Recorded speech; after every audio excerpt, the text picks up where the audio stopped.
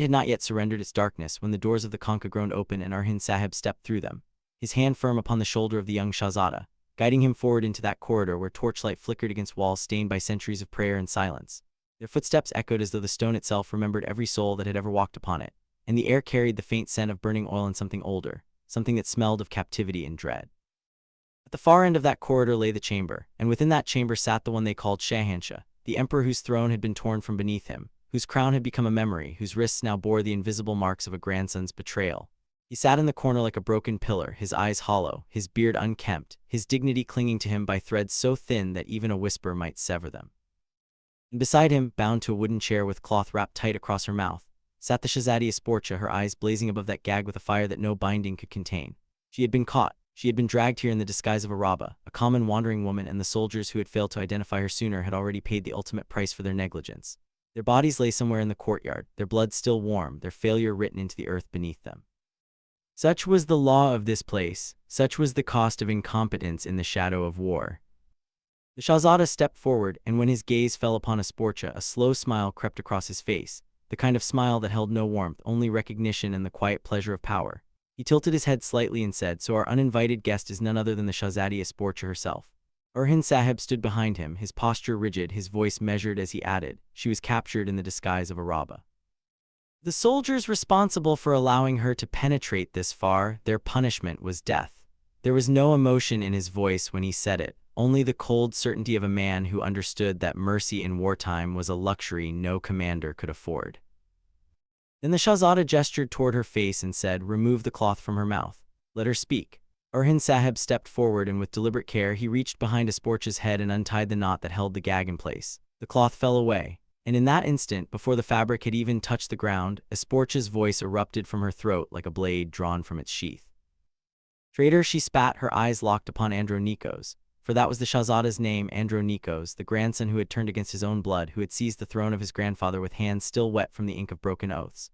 "Traitor to Rome and what you have done to my father," she said, her voice trembling not with fear but with a fury so deep it seemed to shake the walls themselves. "The punishment for it will surely find you. It will find you no matter where you hide, no matter how many armies you gather, no matter how many allies you purchase with lies and promises you never intend to keep." Andronikos did not flinch. He stood before her with the calm of a man who had already calculated every possible outcome and found them all favorable to himself.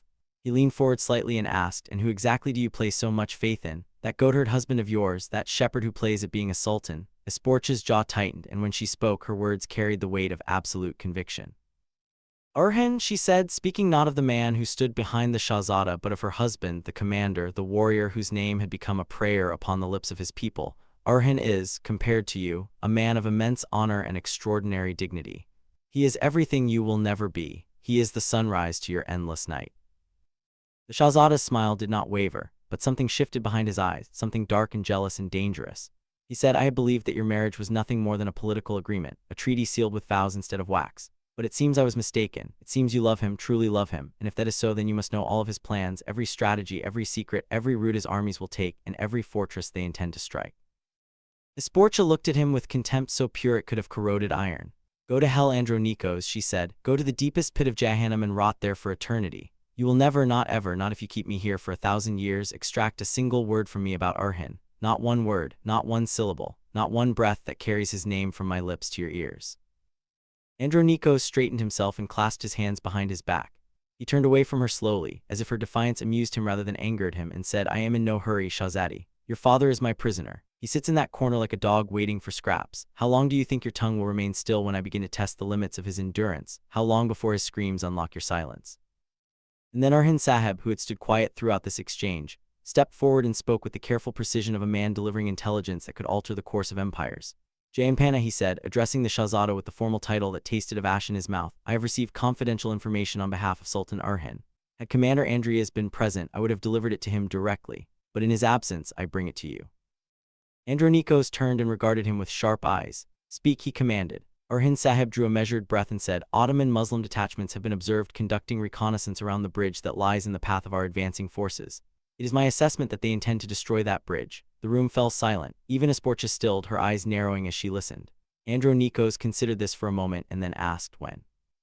"Before our forces reach the bridge, or after they have crossed and begun their assault," Orhan Sahib replied without hesitation. If they had intended to destroy it before our arrival, they would have done so already. The bridge still stands. Therefore, my assessment is that they will wait until our forces have crossed, and only then will they bring it down. The implications of this hung in the air like smoke. Andronikos paced slowly, his boots clicking against the stone floor.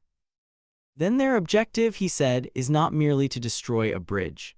Their objective is to trap our forces on the far side, to cut off any possibility of retreat, and while our armies are pinned at the border, Orhan's forces will have an unobstructed path all the way to this very fortress.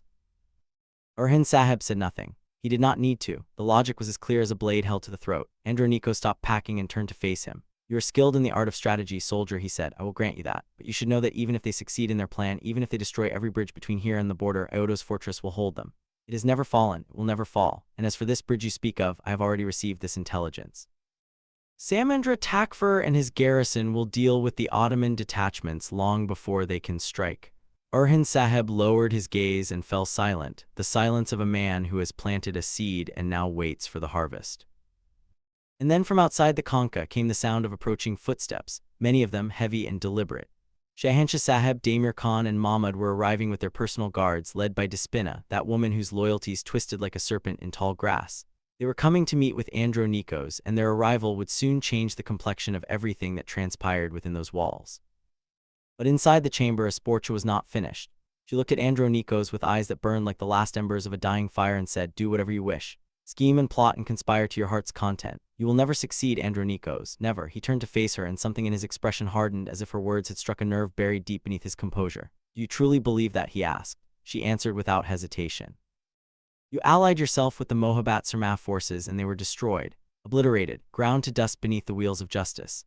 Now you ally yourself with the Sirdars, with the feudal lords, with the petty chieftains who sell their allegiance to the highest bidder. Their fate will be no different. And in the end, everything you have done, every life you have taken, every oath you have broken, the punishment for it all will come. It will come for you, Andronikos, and when it arrives, there will be no throne to hide behind, no army to shield you, no grandfather to betray." Andronikos let out a slow breath and said, "The Mohabbat Sarmaf were nothing. They were shadows, phantoms, men who fought for an idea that had already died before they drew their swords. But this time is different. This time the Pope himself stands with me." Asporcha's eyes widened. "So that is your game," she said. "You seek help from Anil. You seek the blessing of Rome itself." Andronikos smiled, and this time the smile reached his eyes, cold and triumphant. "Call it a sacred alliance," he said, "a holy union."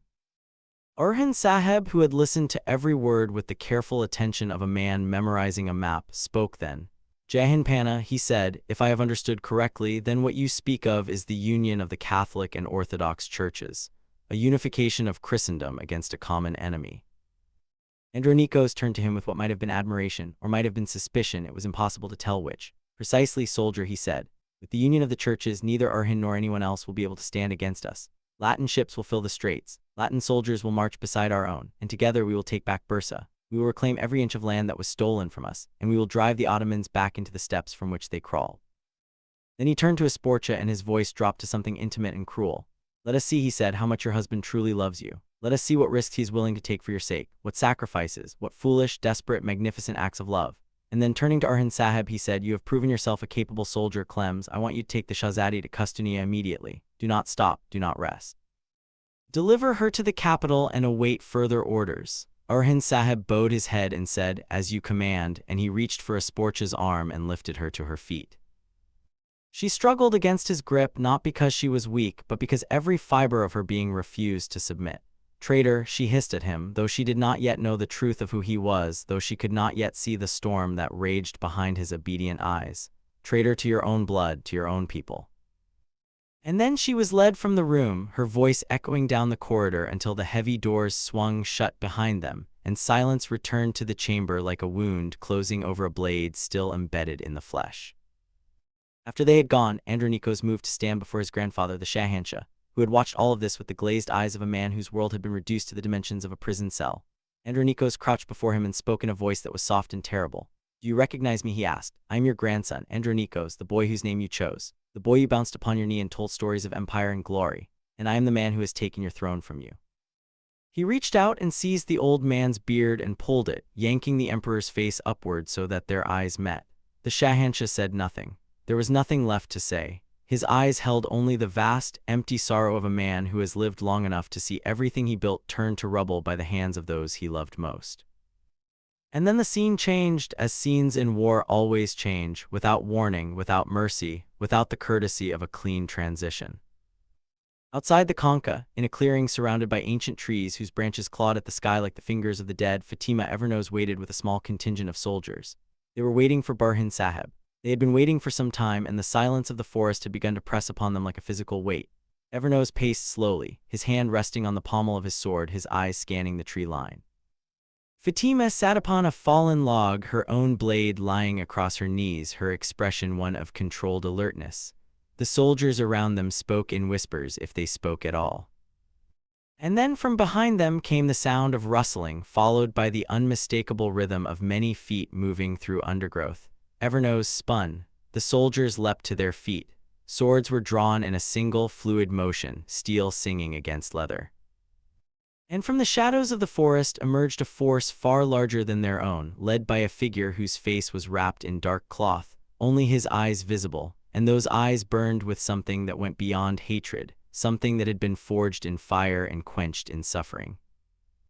Two lovebirds reunited, the figure said, and his voice was like the cracking of dry wood in a flame. Evernose planted his feet and demanded, "Who are you? Show yourself." The figure reached up and pulled the cloth from his face, letting it fall behind his head. And when the torchlight caught his features, Evernose felt the blood drain from his face. The scars were unmistakable. The burns that twisted the left side of his jaw, the missing patch of hair above his ear, the skin that had been melted and reformed into something barely human. Fatima's eyes went wide, her lips parted, and from both of them came the same words, spoken in the same breath of disbelief. Yakid.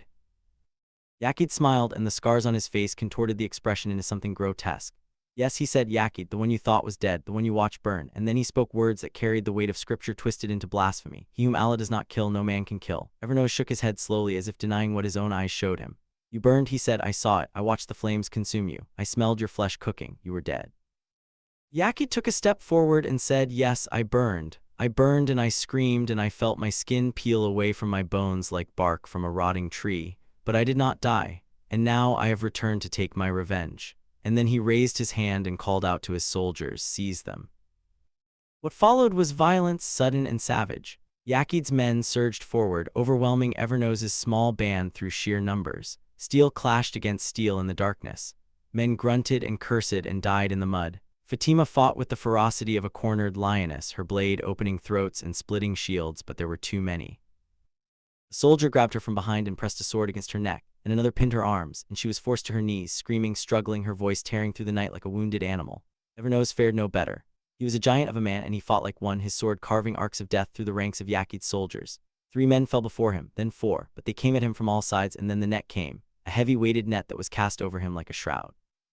He stumbled, he roared. He tried to cut through it, but the ropes were thick and the weights dragged him down, and then they were upon him, 4 men, 5, pinning him to the earth, pressing his face into the mud while he thrashed and bellowed like a bull being brought to slaughter.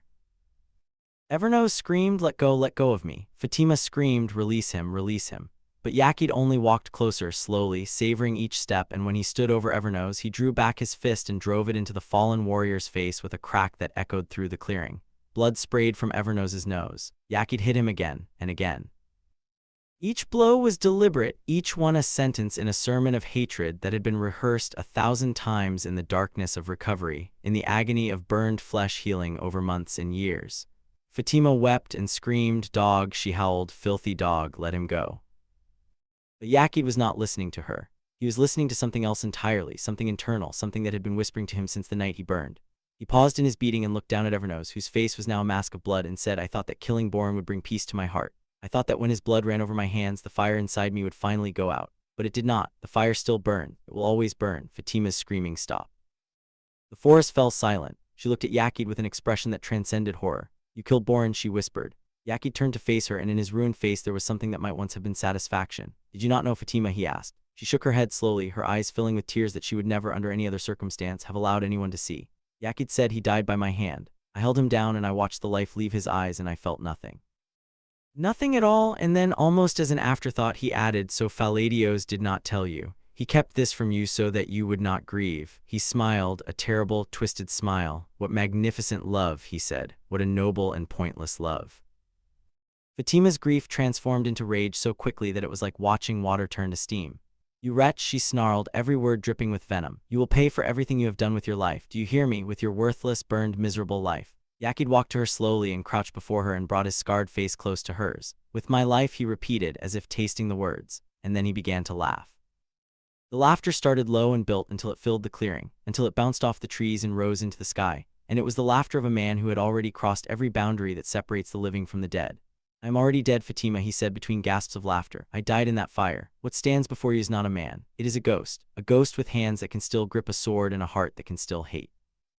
And then he looked at Evernose and his laughter died abruptly, replaced by something cold and final. "Today, the one who will burn is him." He turned to his soldiers and commanded, "Bring the Roman fire." A soldier stepped forward and placed a clay vessel of oil into Yakid's hands. The liquid sloshed inside it, thick and dark, and Yakid turned it over in his hands as if it were a sacred object.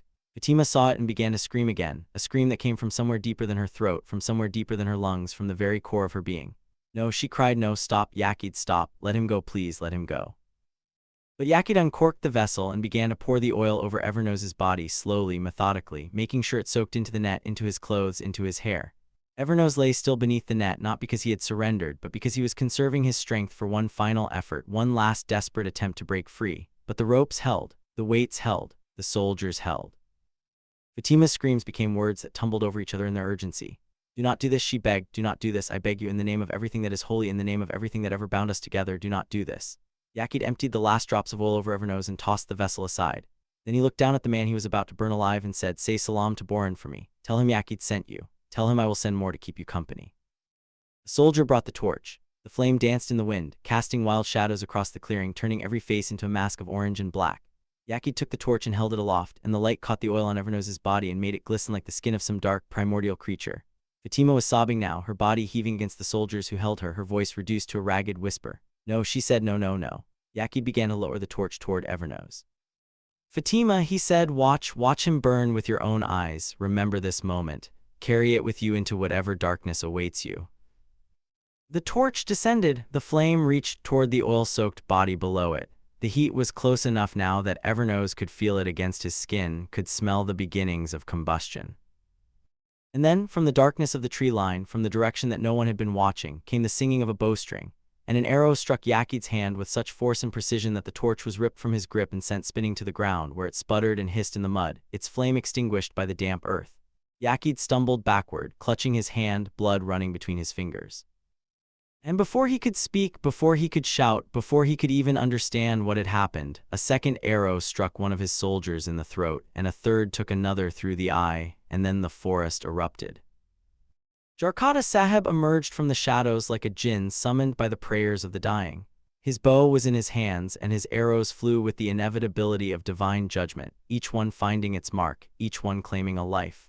Behind him came his soldiers, pouring from between the trees in a tide of steel and fury. The battle cry that rose from their throats was not a word, not a name. It was a sound, raw and primal, the sound of men who have come to kill or be killed and who have made their peace with both outcomes. The effect on Yakid's forces was immediate and devastating. The soldiers holding Fatima loosened their grip for a single moment, and that single moment was all she needed. She wrenched free, seized the sword from the nearest man's belt, and drove it through his chest before he could draw his next breath. Evernose, still trapped beneath the net, rolled toward the fallen torch and used its smoldering end to burn through one of the ropes. Then another. Then he was free, surging to his feet with a roar that shook the leaves from the branches above him. The oil still coated his body, glistening in the firelight, and he moved through the battle like a creature born from flame, his sword rising and falling with mechanical precision, each stroke ending a life. Jarkata Sahib advanced through the carnage, his twin swords drawn now one in each hand, and he moved with the fluid grace of a man who had been trained to fight since before he could walk. He cut down one of Yakid's soldiers with his left blade while simultaneously deflecting a strike with his right. Then he reversed the motion and opened a man's belly from hip to hip. Blood sprayed across his face, and he did not blink. He stepped over the dying man and continued forward, his eyes locked on Yakid, who stood in the center of the clearing with his wounded hand pressed against his chest. "So you are the devil who killed my brother," Jarkata Sahib said, and his voice was quiet, almost conversational, but beneath that quietness was a grief so vast and a rage so controlled that it was more terrifying than any scream. "Now who will save you from my hands? Who will save you?" Yakid straightened and drew his own blade with his uninjured hand. "Boran is gone," he said, "and now you will follow him. Come, let us finish this." They met in the center of the clearing, and the clash of their swords sent sparks spiraling into the night sky like dying stars. Jarkata Sahib fought with both blades, weaving patterns of steel so complex that they seemed choreographed, a lethal dance performed to the rhythm of hatred and loss. A tooth for a tooth, he said as his right blade bit into one of Yakid's soldiers who had rushed to his master's aid. Blood for blood, he said as his left blade opened a wound across Yakid's forearm. Yakid staggered but did not fall. He parried the next strike and countered with a thrust that Jarkata Sahib deflected by a margin so thin that the blade kissed his cheek and drew a line of red across his skin. Boran talked just like you, Yakid said, breathing heavily, his burned face contorted with effort and pain. He spoke of honor and vengeance and blood for blood. And then he died, Jarkata. He died screaming, and you will die the same way. But Jarkata Sahib did not answer with words. He answered with steel. His twin blades became a storm, a tempest of sharpened edges that drove Yakid backward step by step, and every step Yakid retreated was a sentence in the verdict that was being written across his flesh. Cuts appeared on his arms, his shoulders, his chest. His footwork faltered. His breathing became ragged. And in his eyes, behind the hatred and the madness and the scars, there appeared for the first time something that looked like doubt. The battle raged around them. Fatima fought beside Evernose, the two of them back to back, their swords moving in unison as they held off wave after wave of Yakid's men. Evernose was a fortress, immovable, his blade falling like a hammer upon an anvil. Fatima was a river, fluid and relentless, finding the gaps in every defense, slipping past every guard. Together they were unstoppable, and the bodies piled up around them like offerings at an altar of war. And still Jarkata Sahib and Yakid fought, their duel the burning center around which everything else revolved. The sound of their blades meeting filled the clearing, rang off the ancient stones scattered among the roots of the trees, echoed through the corridors of the night until it seemed that the very sky was listening. Jarkata pressed forward, Yakid retreated, and somewhere in the darkness the spirit of Boran watched and waited and was not yet satisfied. And then the scene shifted, as war always shifts, pulling the eye from one theater of suffering to another, because war is not a single story, it is 1,000 stories woven into a tapestry of blood, and every thread is someone's life, and every knot is someone's death. In the great palace of Bursa, far from the mud and blood of the forest clearing, a different kind of battle was being fought. In a chamber warm with candlelight and heavy with the scent of herbs and linen, Gonza lay upon a bed of cushions, her body racked with the labor of bringing new life into a world that seemed determined to destroy everything it touched. The midwives moved around her like ghosts, their hands busy with cloths and water and the ancient instruments of their trade. Outside the chamber door, Malhan Khatan paced, her hands clasped before her, her lips moving in silent prayer. Ya Allah, she whispered, help her, give her strength, protect her and the child she carries. A Khatan who stood nearby said, I too am growing fearful, Malhan Khatan. This is taking far too long, it is not normal, something is wrong. Malhan closed her eyes and drew a breath that trembled in her chest. Then she pushed open the door and entered the chamber, and what she saw stopped her in her tracks.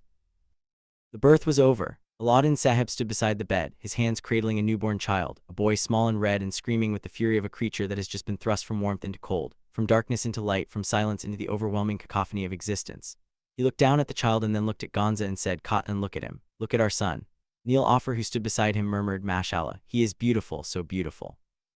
But Gonza did not respond. Her eyes, which had been open, began to close slowly as if invisible hands were drawing curtains across them.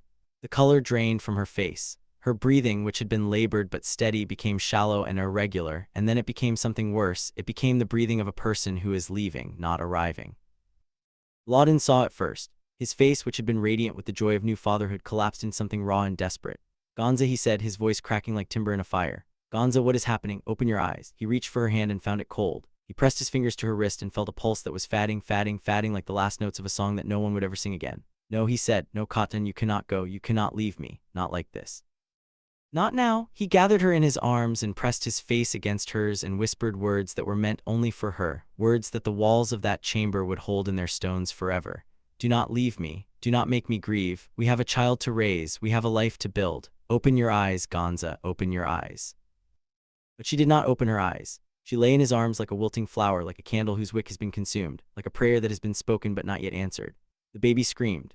Malhan Khatan took the child and held it against her chest and tried to soothe it, but her own tears were falling now, silently, dropping onto the infant's forehead like a baptism of sorrow. Aladdin reached for a small vial that sat upon the table beside the bed, and held it beneath Gonza's nose. Come back, he begged, come back to me, my flower, my light. Our son is waiting for you, he is calling for you, can you not hear him? Do not do this to me. The room was silent except for the baby's cries and Aladdin's desperate pleading and the distant, indifferent sound of the wind against the palace windows. Time seemed to stop. The candles flickered. The shadows on the walls did not move. And in that stillness, Aladdin fought the only battle that truly mattered, the battle against the darkness that was trying to take the woman he loved away from him forever. He held her tighter. He called her name again and again, each time with more urgency, each time with more desperation, as if the sheer force of his love could reach across whatever threshold she was crossing and pull her back. "Do not leave me," he said. "My wife, my companion, my Gonza, our son is waiting. Come back, please come back." And somewhere in the space between life and death, between this world and the next, Gonza heard him. Or perhaps it was not him she heard, perhaps it was the baby's cry, or the whisper of her own heart refusing to surrender, or the voice of Allah himself reminding her that her story was not yet finished, that there were chapters yet to be written, that the ink was not yet dry upon the page. Whatever it was, something reached her in that dark place and she held onto it, and she began the long, slow climb back toward the light. But that climb would take time. And time, in the world of Orhan Sahib and Andronikos and Yakid and Jarkata Sahib and all the others whose fates were woven into this tapestry of fire and steel, time was the one thing no one had enough of. And so we leave this scene, Nazreen, but we do not leave this story, because this story does not end here. It does not end with the clash of swords in a dark clearing. It does not end with a newborn's cry in a candlelit chamber.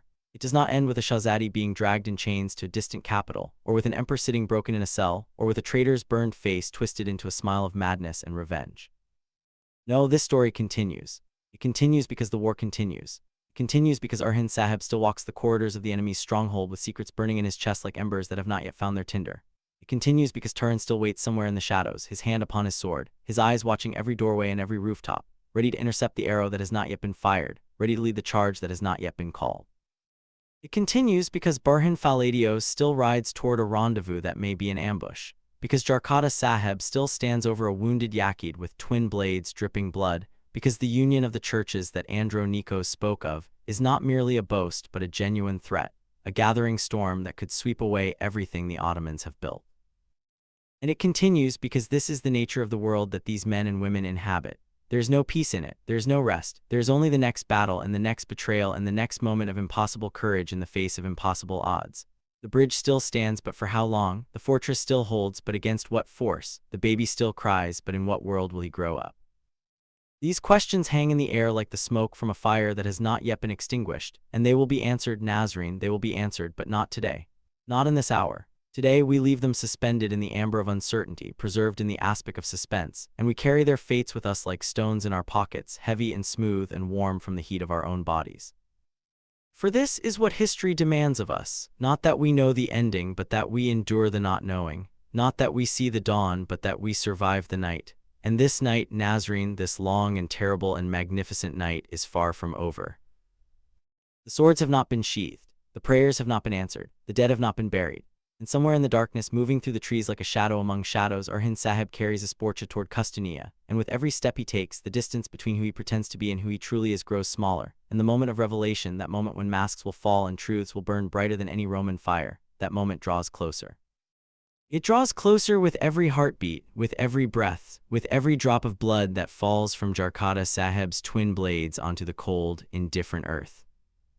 And when that moment comes, Nazreen, when the masks finally fall and the world sees what lies beneath, nothing will ever be the same. Nothing. The war is not over, the story is not finished. The night still holds its secrets close, and the dawn, if it comes at all, will bring not peace but a new and more terrible kind of reckoning. Until then we wait, we watch. We listen to the wind moving through the trees and the distant sound of steel upon steel and the faint, persistent cry of a newborn child who has entered a world where empires rise and fall like the tides, where love and betrayal are two sides of the same coin, where honor and treachery walk hand in hand through the corridors of power, and where the only certainty, the only absolute, unshakable, undeniable truth is that the war goes on. The war always goes on. Remember these names: Orhan Sahib, Tarhan, Burhan Faladios, Jarkata Sahib, Yakid, Andronikos, Shahansha, Fatima, Evernos, Aladdin, Gonza, Malhan Khatan, Asporcha. Remember them because their stories are not finished. Their battles are not won, their fates are not sealed. They walk still through the corridors of this living history, and the echoes of their footsteps will be heard for centuries to come. Duan Main Yad Rakin, keep us in your prayers, for the next chapter approaches, and it will be longer and darker and more magnificent than anything that has come before. The night is not over. It has barely begun.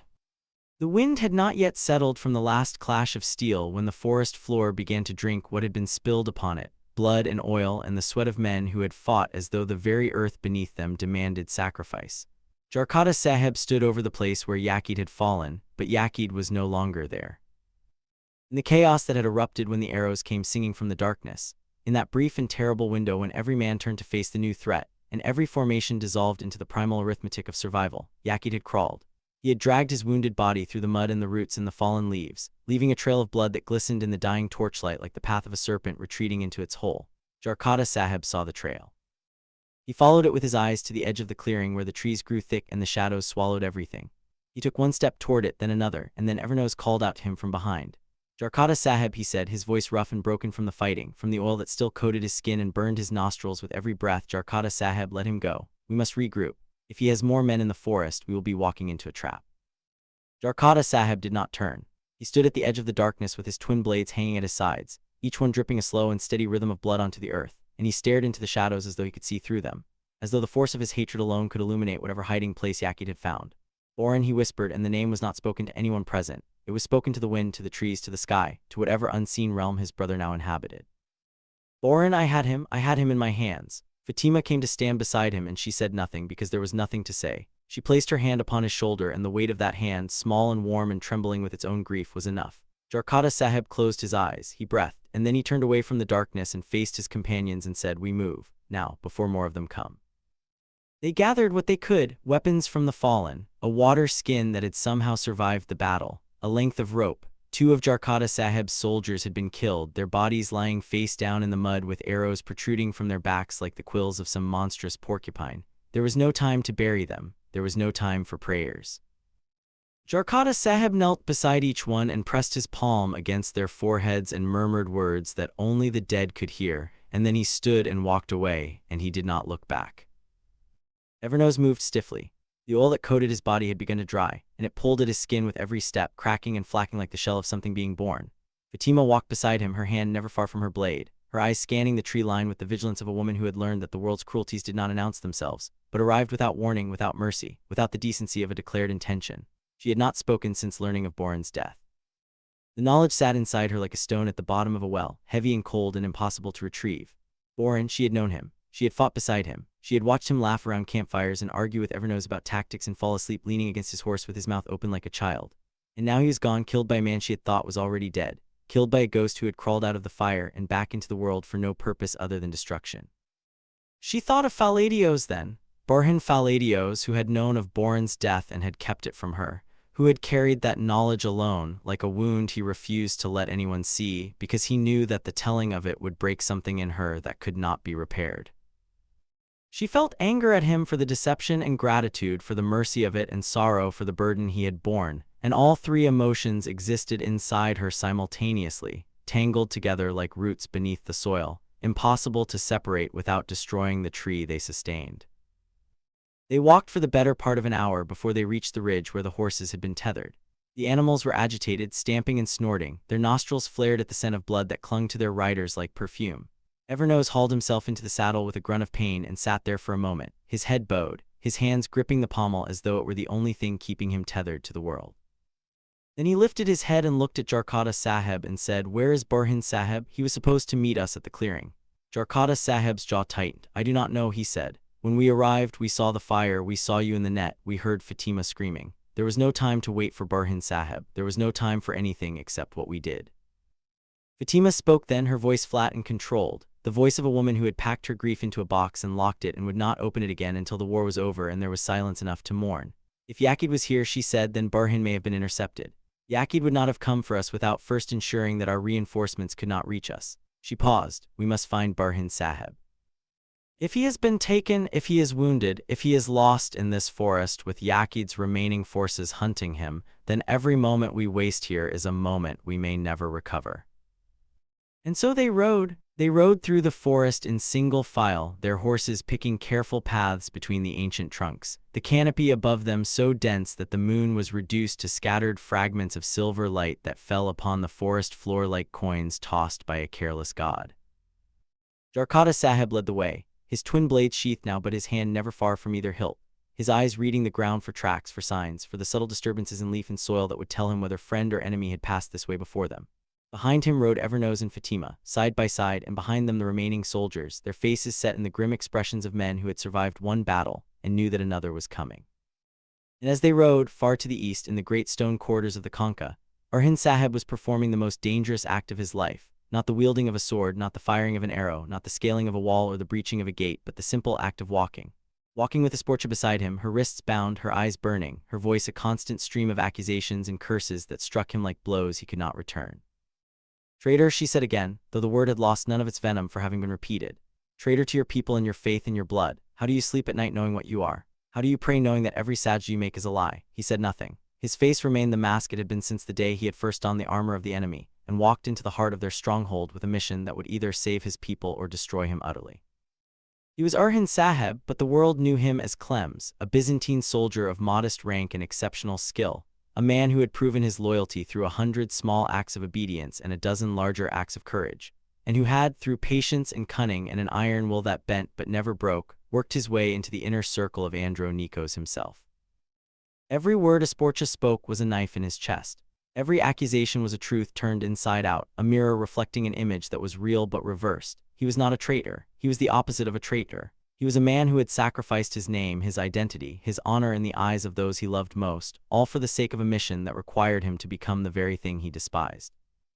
Now he walked beside the woman who called him traitor, and he could not tell her the truth, could not whisper to her that he was her ally, that he was working toward her freedom, that every step he took in the enemy's service was a step closer to the enemy's undoing, because the walls had ears and the corridors had eyes, and a single misplaced word could unravel everything, could bring the entire edifice of deception crashing down upon his head, and upon the heads of everyone who depended on him. They reached a courtyard where a cart waited, its bed filled with straw, its horse stamping impatiently in the cold. 2 Byzantine soldiers stood beside it, their spears held loosely, their faces bored. Orhan Sahib nodded to them and said, "The Shahzadi is to be transported to Kustunia on the Shahzada's orders. She is to be treated as a prisoner of rank. No harm is to come to her." The soldiers glanced at Esportia and then at each other and then nodded.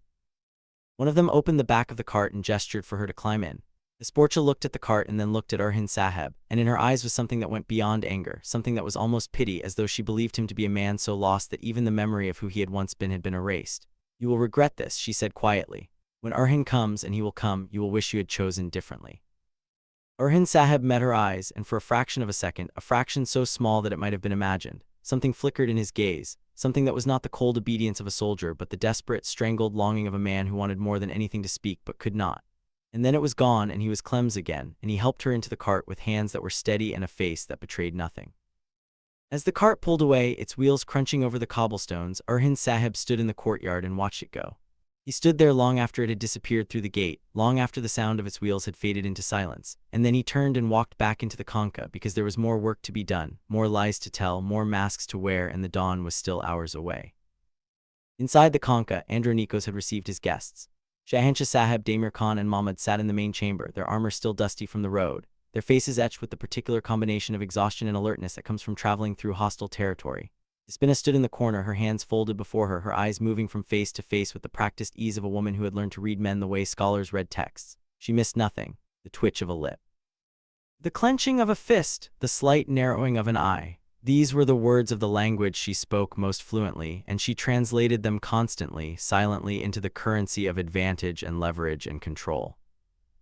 Andronikos sat at the head of the table, and the table itself was a map, covered with parchments and weighted markers and lines drawn in ink that represented not geography but intention. He looked at Damir Khan and said, "Your forces are positioned along the northern ridge as we discussed." Damir Khan nodded. 3,000 men, he said, cavalry and infantry. They await your signal. Andronikos traced a line on the map with his finger. And Mahmud leaned forward. "My garrison holds the western approach. 2,000 men, mostly archers. The terrain favors us. If the Ottomans come through the valley, they will be walking into a kill box." Andronikos smiled. "Good," he said, "very good." And then he looked at each of them in turn and said, "What I am about to tell you does not leave this room. What I am about to tell you will determine the fate of every kingdom between here and the sea." He paused, and the silence that followed was the kind of silence that precedes earthquakes. "The Pope," he said, "has agreed to the union. The churches will be united. Catholic and Orthodox will stand together for the first time in centuries, and the full weight of Latin Christendom will be brought to bear against the Ottoman advance. Ships are being prepared in Venice and Genoa. Soldiers are being mustered in Hungary and Serbia. The crusade that our fathers dreamed of is no longer a dream. It is a plan. And it is already in motion." Damir Khan sat back in his chair. The magnitude of what he had just heard was visible on his face, in the slow widening of his eyes, in the slight parting of his lips, in the way his hands, which had been resting on the arms of his chair, now gripped them as though the floor had begun to tilt beneath him. "You are certain of this?" he asked. Andronikos reached into the folds of his robe and produced a scroll sealed with wax. He broke the seal and unrolled the parchment and placed it upon the table. It was written in Latin with a translation in Greek below it, and at the bottom, in ink that was still dark and fresh, was the signature of a man whose authority was second only to God's. "This," Andronikos said, "is the papal bull authorizing the union. This is the document that will change the world." Mahmud looked at the parchment and then at Andronikos and said, "If this is real, if the Latins truly come, then Orhan and his Ottomans will be crushed between two forces. They will have nowhere to run, nowhere to hide. They will be ground to dust between the hammer and the anvil." Andronikos nodded slowly, savoring the moment, tasting the words before he spoke them. "That," he said, "is exactly what will happen, but it will only happen if we hold. If we maintain our positions, if we keep the Ottomans occupied at the borders, if we deny them the opportunity to consolidate and advance, then when the Latin fleet arrives, and it will arrive within the month, the war will end. Not with a treaty, not with a negotiation. It will end with the total and absolute destruction of the Ottoman state." And in the corner, Despina listened, and her eyes glittered like the eyes of a cat that has just noticed a mouse, and she said nothing, because silence was her weapon and patience was her shield, and the information she was gathering was more valuable than gold. There was one person in that room who heard those words differently than all the others. One person for whom the news of the Latin fleet and the Papal Union and the coming crusade was not a promise but a threat, not a salvation but a catastrophe.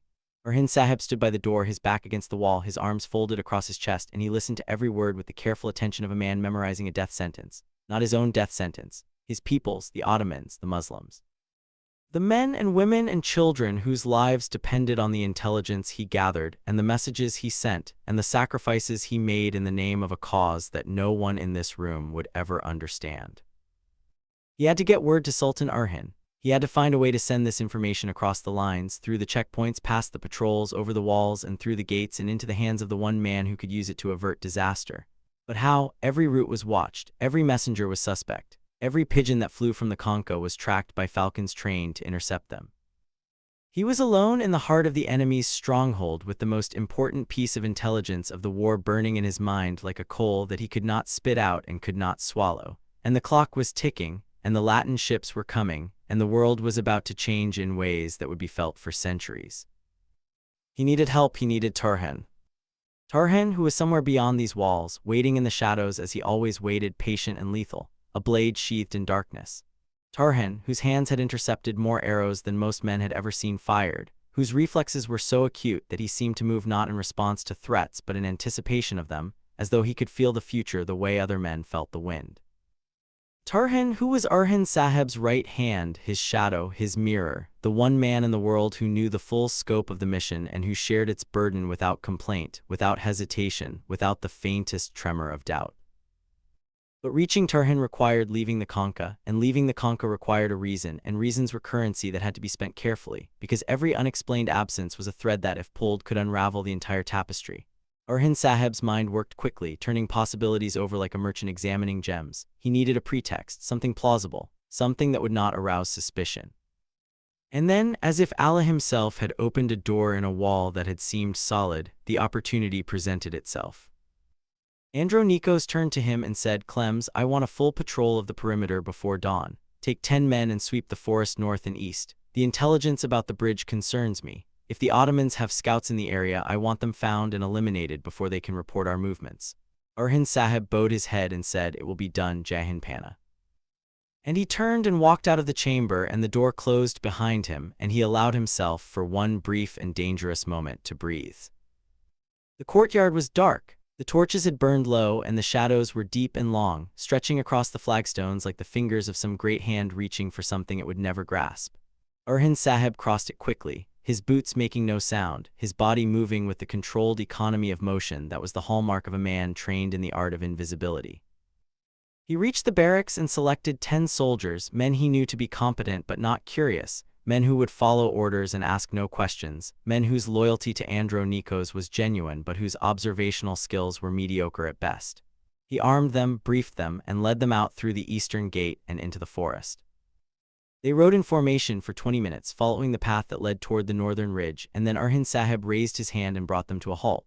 He turned to the sergeant and said, "Take 5 men and sweep the eastern bank of the river. Look for any signs of Ottoman scouts. Fire, tracks, camp remnants. Report back to this position by dawn. I will take the remaining 5 and patrol the northern approach." The sergeant nodded and led his men away, and Orhan Sahib watched them go, and when the sound of their horses had faded into the forest, he turned his own horse to the west and rode hard. He rode for 15 minutes, following a route he had memorized months ago, a route that wound through the densest part of the forest where the canopy was so thick that even at midday the light was dim and at night it was absolute. He passed a stream, crossed a ridge, descended into a hollow, and there in the shadow of an ancient oak whose trunk was so wide that 3 men standing abreast could not have reached around it, he stopped. He dismounted. He walked to the base of the tree and placed his hand upon the bark and pressed in a specific pattern, 3 quick taps, a pause, 2 slow taps, and then he waited. The silence was enormous. The forest held its breath, and then from the darkness above came the faintest rustle of leaves, and a figure dropped from the branches with the silent grace of a predator descending upon its prey. Orhan landed in a crouch, his hand already on his sword, his eyes scanning the darkness behind Orhan Sahib for any sign of pursuit. When he was satisfied that they were alone, he straightened and looked at Orhan Sahib, and in that look was everything that words could not carry, the relief and the tension and the trust and the fear and the unspoken acknowledgement that every meeting between them might be the last. "Brother," Orhan said, and the word was not a greeting but a prayer. Orhan Sahib wasted no time. "The news is grave," he said. "Andronikos has secured the union of the churches, Catholic and Orthodox. The Pope has signed the bull. Latin ships are being prepared in Venice and Genoa. They will arrive within the month. If our forces are still engaged at the borders when that fleet arrives, they will be trapped between 2 armies and annihilated." Orhan's face did not change, but his eyes hardened, and the hand that rested on his sword tightened until the knuckles went white. "How many ships?" he asked. Orhan Sahib shook his head. "I do not know the exact number, but Andronikos spoke of it as though it were a force capable of retaking Bursa. Whatever comes, it will be substantial." Orhan was silent for a long moment, and then he said, "Sultan Orhan must be told, tonight. If we wait until morning, the patrols will change and the route will be compromised." Orhan Sahib reached into his tunic and produced a small piece of parchment. He had written the message in the cramped, coded script that only 2 people in the world could read, himself and the man for whom it was intended. He handed it to Orhan and said, "Ride to Alauddin Sahib's outpost. Give this to his fastest rider. Tell him it must reach the Sultan's hand before the sun touches the minarets of Bursa, not a moment later.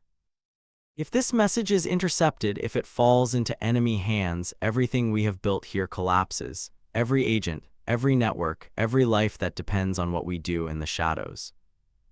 Orhan took the parchment and tucked it into a hidden pocket sewn into the lining of his belt, a pocket so cunningly concealed that even a thorough search would miss it. He looked at Orhan Sahib and said, "And you? What will you do?" Orhan Sahib turned and looked back the way he had come, toward the Conca, toward the enemy, toward the role he had been playing for so long that it had begun to feel like a second skin, a skin he could not shed without shedding his own flesh with it. "I go back," he said. "I have a patrol to complete and a Shahzada to deceive and a war to fight from the inside. And when the time comes, when the Latin ships appear on the horizon and the world holds its breath, I will be where I need to be, inside their walls, with a knife behind my smile and a prayer behind my eyes." Orhan stepped forward and gripped Orhan Sahib's forearm in the warrior's clasp, and for a moment, just a moment, the 2 men stood there in the darkness beneath the ancient oak, holding onto each other as though the contact itself was a lifeline, as though letting go would mean being swept away by the current of events that was carrying them both toward an ending they could not foresee.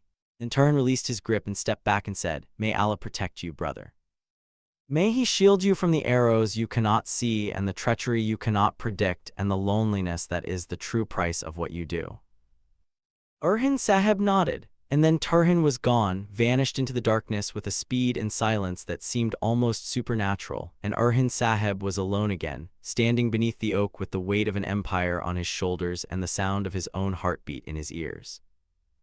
He remounted his horse and rode back to the rendezvous point, arriving before the sergeant's patrol returned, and when they did return with nothing to report, no tracks, no camps, no scouts, he led them back to the Conca and through the eastern gate and into the courtyard. And he reported to Andronikos that the forest was clear, and Andronikos nodded and dismissed him.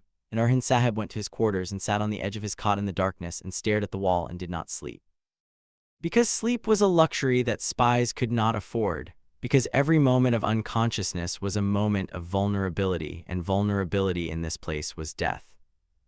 And because the things he had learned tonight, the Latin ships, the Papal Union, the coming crusade, these things chased each other through his mind like wolves circling a fire. And every time he closed his eyes he saw the fleet, 100 ships, 200, their sails billowing with the wind of Christendom's accumulated fury, bearing down upon the shores of the Ottoman homeland with a force that could shatter everything his people had built. He had done what he could. The message was on its way. Turhan was riding through the night toward Alauddin Sahib's outpost, and from there the fastest rider would carry the parchment through checkpoint and forest and valley and plain to the Sultan's own hand. But would it arrive in time? Would the Sultan be able to respond? Would the response be sufficient? These were questions he could not answer, and so he sat in the darkness and stared at the wall and let the questions consume him, because that was all he could do. And while Orhan Sahib sat in his darkness, Jarkata Sahib and Evernoz and Fatima rode through theirs. They had found the place where Burhan Sahib was supposed to have met them, a crossroads marked by a cairn of stones that generations of travelers had built as an offering to the spirit of the road, and Burhan Sahib was not there. His horse was. It stood tethered to a tree, its saddle still in place, its saddlebags untouched, and beside it, driven into the earth at an angle, was Burhan Sahib's lance, its pennant hanging limp in the windless air. Evernoz dismounted and approached the horse slowly. He placed his hand upon its neck and felt it trembling. The animal's eyes were wide with fear, and its flanks were streaked with sweat that had dried into a salt-white crust. Something had frightened it. Something had happened here. Evernoz knelt and examined the ground. The earth was soft, and the tracks were clear, boot prints and hoof prints overlapping in a pattern that told a story as clearly as any written text. There had been a struggle. Multiple men. Some on foot, some mounted. Burhan Sahib's prints were recognizable by the distinctive star pattern on the soles of his boots, a pattern that Evernoz himself had helped him select years ago, and those prints moved from the horse to the center of the crossroads, and then, abruptly, they stopped. Fatima came to stand beside Evernoz and looked at the tracks and said what both of them were thinking. He was taken. Evernoz nodded slowly. The tracks of the attackers led south, into the hills, into territory that was controlled by neither the Ottomans nor the Byzantines, but by the wild tribes who owed allegiance to no flag and no crown, tribes who fought for plunder and pleasure and the simple, savage joy of violence. But Jarkata Sahib, who had been standing apart from them, studying the tracks with an intensity that bordered on obsession, spoke a single word that changed everything. Yakid. He pointed to a set of prints at the edge of the crossroads, prints that were deeper on one side than the other, the prints of a man who limped, a man who favored his right leg, a man who had been wounded in the battle at the clearing not 2 hours ago. These are Yakid's tracks, Jarkata Sahib said. He came here first.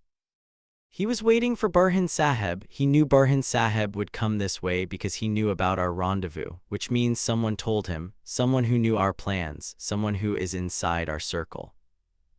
The words fell upon them like stones dropped from a great height. A traitor. Another traitor.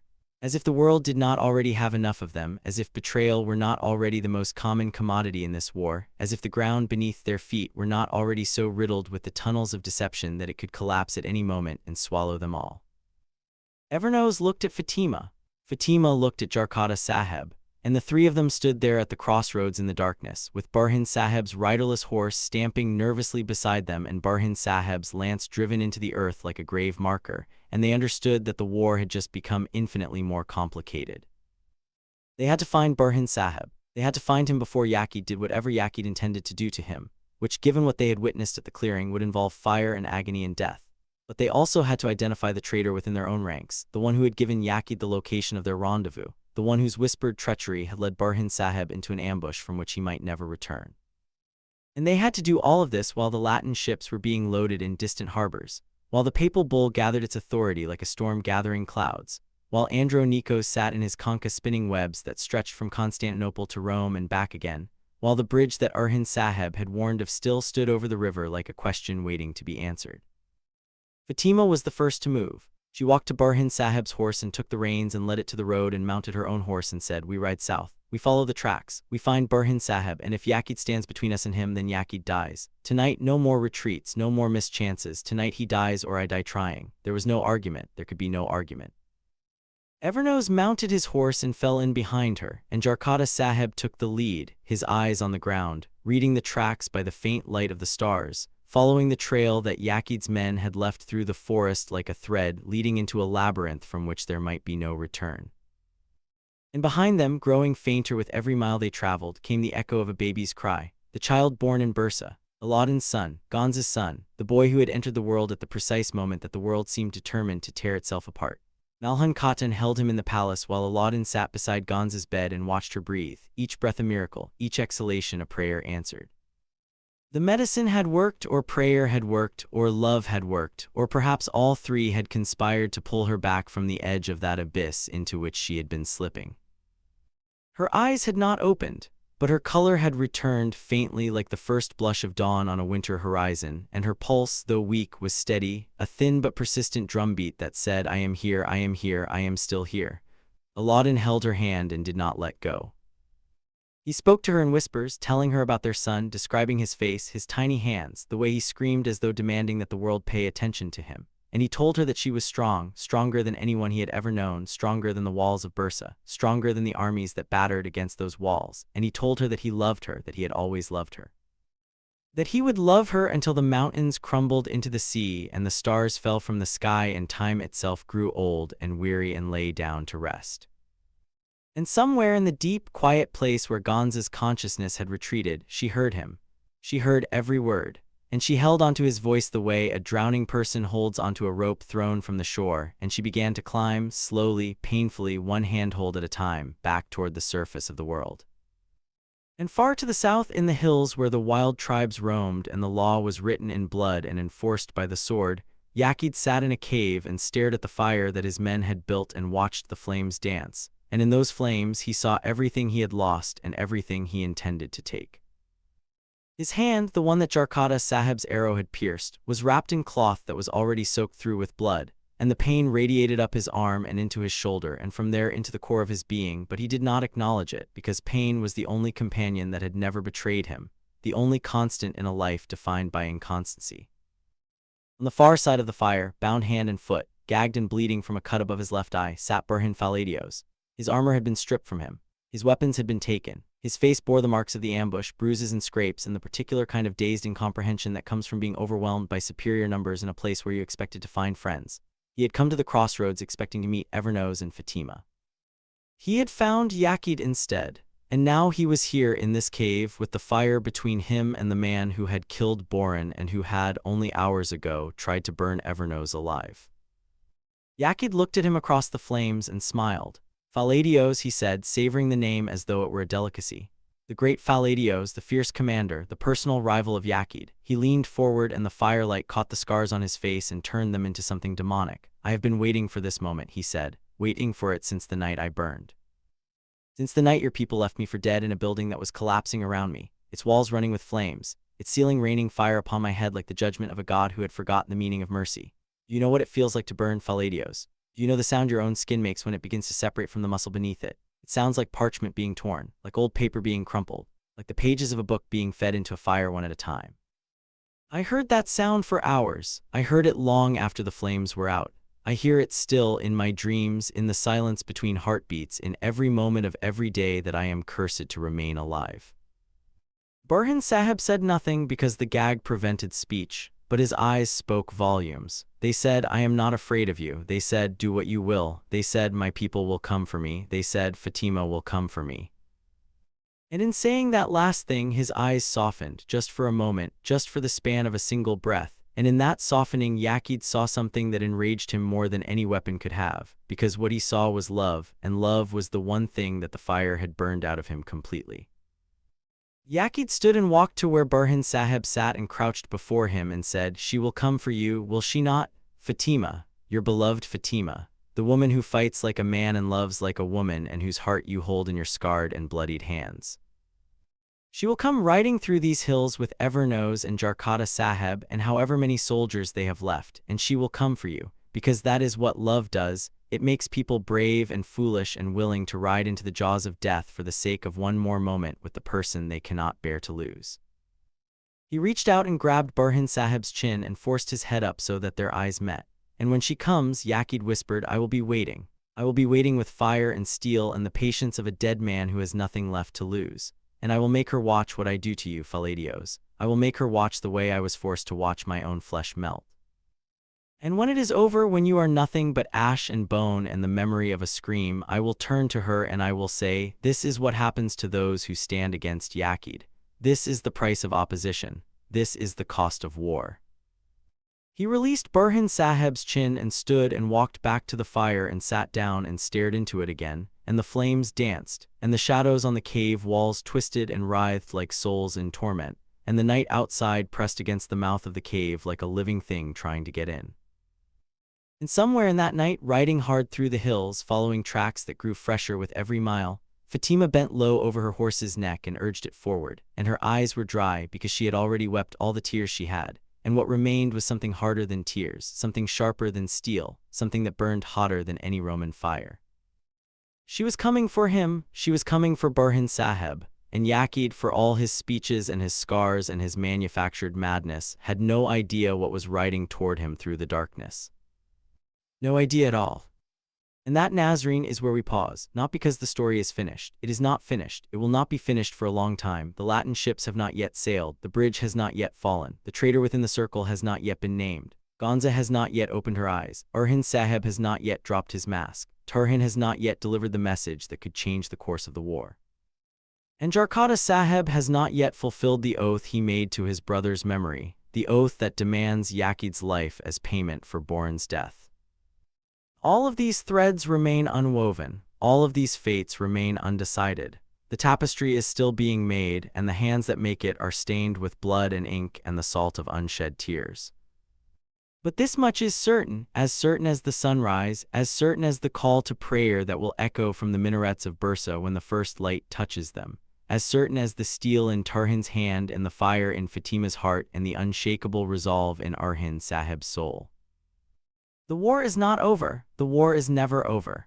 It merely changes its shape, the way water changes its shape when it flows from a river into the sea, the way fire changes its shape when the wind shifts, the way a man changes his shape when the world forces him to become something he never imagined he could be. They will fight, they will bleed, they will pray and curse and weep and rage and love and betray and sacrifice and endure.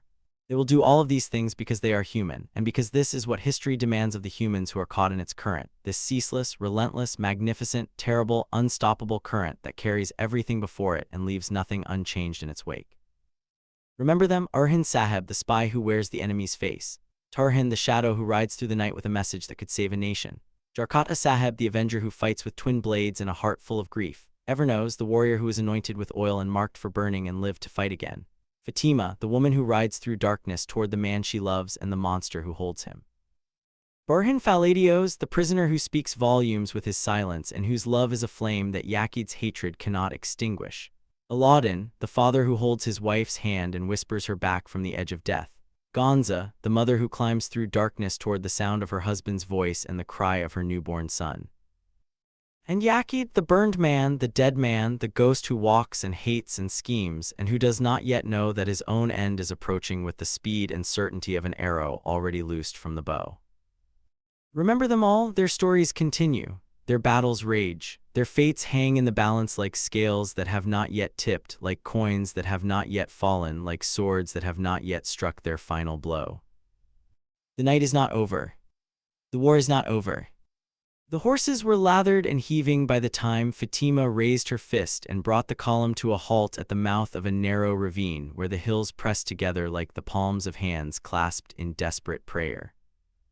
The tracks they had been following led directly into that ravine, and the moonlight, what little of it penetrated the canopy of twisted pines that grew along the ridgeline, illuminated the ground just enough to show that the tracks were fresh, so fresh that the edges of the boot prints had not yet begun to crumble, so fresh that in places the disturbed earth still glistened with moisture from beneath the surface.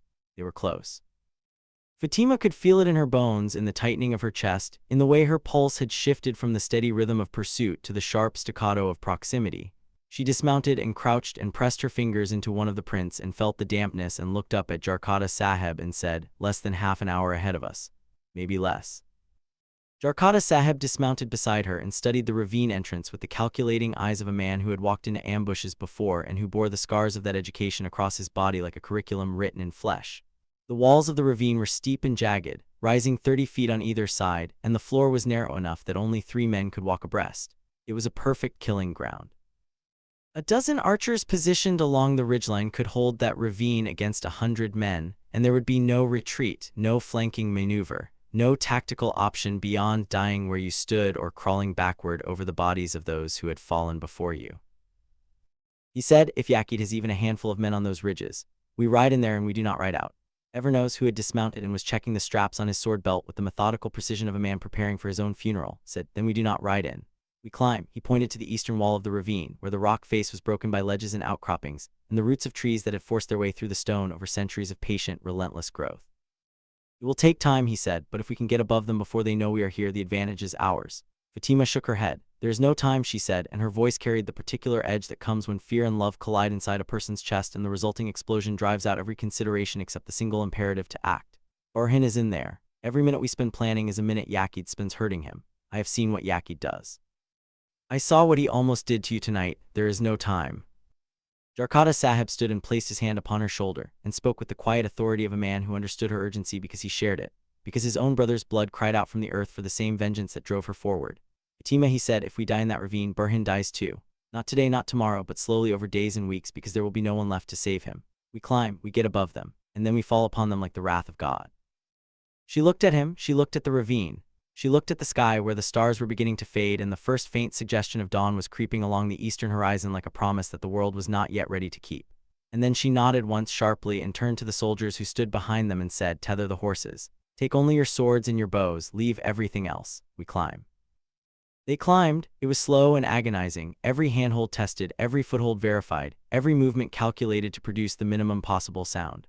The rock was cold and slick with condensation, and in places the roots they gripped pulled free of the stone and sent cascades of pebbles rattling down the face that sounded, in the silence of the pre-dawn forest, like avalanches. Each time it happened, they froze. Each time they waited, pressing their bodies against the rock, holding their breath, listening for the shout of alarm or the whistle of an arrow that would tell them they had been discovered. Each time the silence held. Each time they resumed their climb. Fatima was the fastest. She moved up the rock face with a fluidity that seemed to defy the physical limitations of armor and weaponry, her hands finding holds that others could not see, her feet landing on ledges that seemed too narrow to support a sparrow. She reached the ridgeline first and lay flat upon the edge and looked down into the ravine, and what she saw made her grip the rock so hard that her knuckles cracked. Below her, in a widening of the ravine that formed a natural amphitheater, Yakid's camp was laid out like a wound in the earth. 3 fires burned in a rough triangle, and between them, tied to a wooden post that had been driven into the ground, knelt Burhan Faladios. His shirt had been torn away, and his back bore the marks of a whip, long parallel lines of broken skin that glistened red in the firelight. His head hung forward, his chin resting on his chest, and for a terrible moment Fatima thought he was dead, that they had arrived too late, that the world had denied her the chance to save the one person she could not bear to lose. But then his head moved, a small involuntary motion, a twitch of consciousness reasserting itself against the pull of oblivion, and she saw that he was alive, battered and bleeding and hanging by the thinnest of threads, but alive. Yakid sat across from him, his back against a boulder, his wounded hand resting in his lap.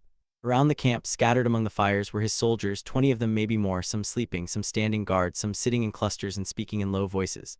The guards were positioned at the mouth of the ravine and at the far end where the walls narrowed again before opening into a valley beyond. None of them were looking up. None of them had thought to watch the ridgeline, because the ridgeline was steep and the rock was treacherous, and no sane commander would attempt to bring soldiers up that face in darkness. But sanity, Fatima reflected as she counted the guards and measured the distances and calculated the angles, was a luxury she had abandoned somewhere in the forest between the clearing where Evernose had almost burned, and this ridgeline where she now lay with vengeance singing in her veins like a psalm.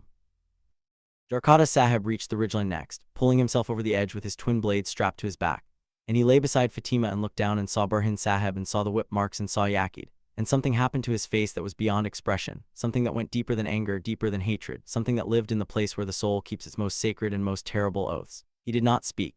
He did not need to. His eyes said everything. They said, "This ends tonight." They said, "No more retreats." They said, "Boran, my brother, I am here, and I bring your killer's death as an offering upon the altar of your memory." Evernose reached them last, his larger frame requiring more time and more effort on the rock face, and when he pulled himself over the edge, he was breathing hard and his arms were trembling with exertion, but his eyes were clear and his jaw was set, and the sword on his hip seemed to hum with anticipation. He looked at the camp below and began to count, his lips moving silently, and when he had finished counting, he looked at Jarkata Sahib and held up 2 fingers and then made a fist, the field signal for 20 or more. Jarkata Sahib nodded. He pointed to the far end of the ravine where 3 guards stood at the narrow exit and then pointed to Evernose and made a cutting motion across his throat. Evernose nodded. He pointed to the near end where 2 guards crouched at the entrance and then pointed to the remaining soldiers and made the same motion. They nodded. And then Jarkata Sahib pointed to the center of the camp where Yakid sat and pointed to himself and to Fatima, and the message was clear: Yakid is ours. They positioned themselves along the ridgeline, spreading out until they formed a crescent that overlooked the entire camp. The archers among them knocked their arrows and drew their bows and sighted along the shafts at the guards below. The swordsmen checked their grips and loosened their shoulders and prepared for the descent. And Fatima, who knelt at the center of the crescent with her bow in her hands and an arrow on the string, looked down at Burhan Sahib and silently made a promise that she would keep or die trying. Jarkata Sahib raised his hand. The crescent held its breath. The fires below crackled and popped. The guard at the ravine entrance yawned and leaned against the wall and tilted his head back and looked up at the stars. And what he saw in the last moment of his life was not stars but the dark silhouettes of figures positioned along the ridgeline.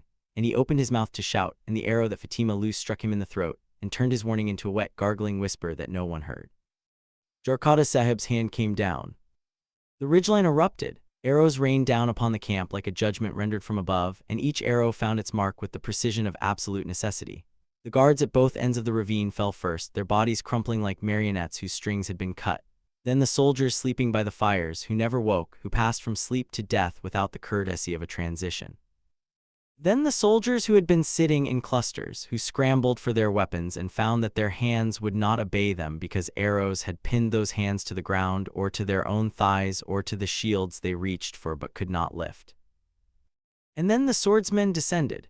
They came down the rock face in a controlled fall, dropping from ledge to ledge, their boots finding purchase for a fraction of a second before launching again, and they hit the floor of the ravine running, their blades already drawn, their war cries splitting the air like thunder following lightning. Evernos reached the bottom first, and the first man to face him died so quickly that the expression on his face never changed from confusion to fear. It simply froze, the muscles locked in place by the permanence of death. He moved through the camp like a storm, his sword describing arcs that left trails of red in the air. And every arc ended a life, and every life ended with a sound that was less than a scream and more than a sigh, the sound of a soul departing a body that had failed to protect it. Jarkata Sahib hit the ground and rolled and came up running, his twin blades singing their binary hymn of destruction, and he made straight for Yaqid, cutting through anyone who stood between them with the indifferent efficiency of a man walking through tall grass with a scythe. 2 soldiers rushed him from the left. He killed the first with his right blade, a backhanded slash that opened the man's chest from shoulder to hip, and he killed the second with his left blade, a forward thrust that passed through the man's stomach and out the other side.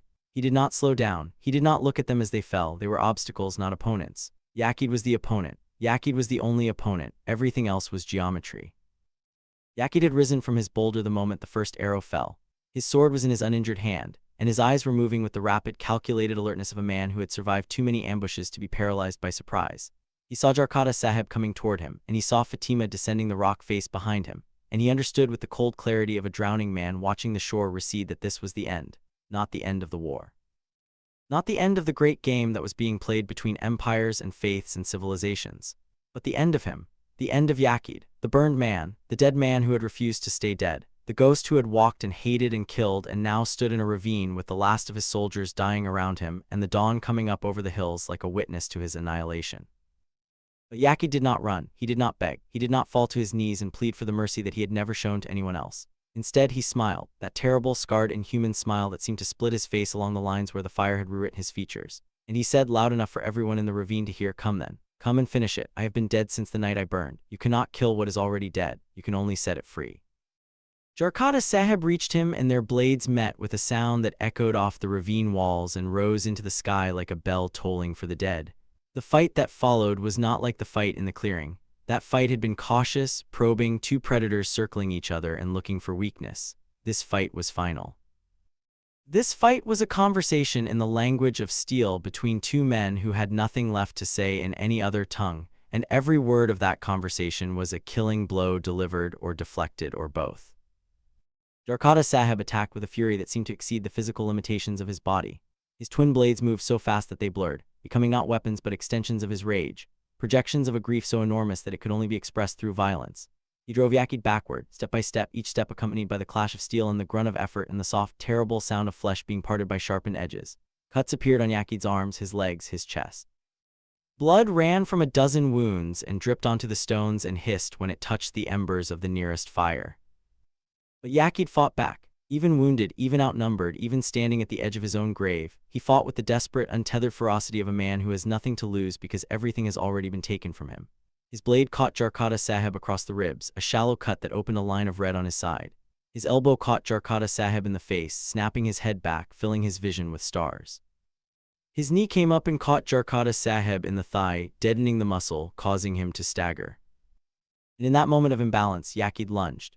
His sword came forward in a thrust aimed at Jarkata Sahib's heart, a thrust that carried behind it all the hatred and madness and burned out despair of a man who wanted to take one more life before his own was extinguished. The blade flew true. It passed through the air with the silent certainty of something that was meant to happen, something that the universe had already decided, something that fate had written in ink that could not be erased. But Fatima was there. She had come down the rock face and crossed the ravine floor in the time it took the battle to reach its crescendo, and she arrived at Jarkata Sahib's side at the precise moment that Yakid's blade began its final, fatal thrust.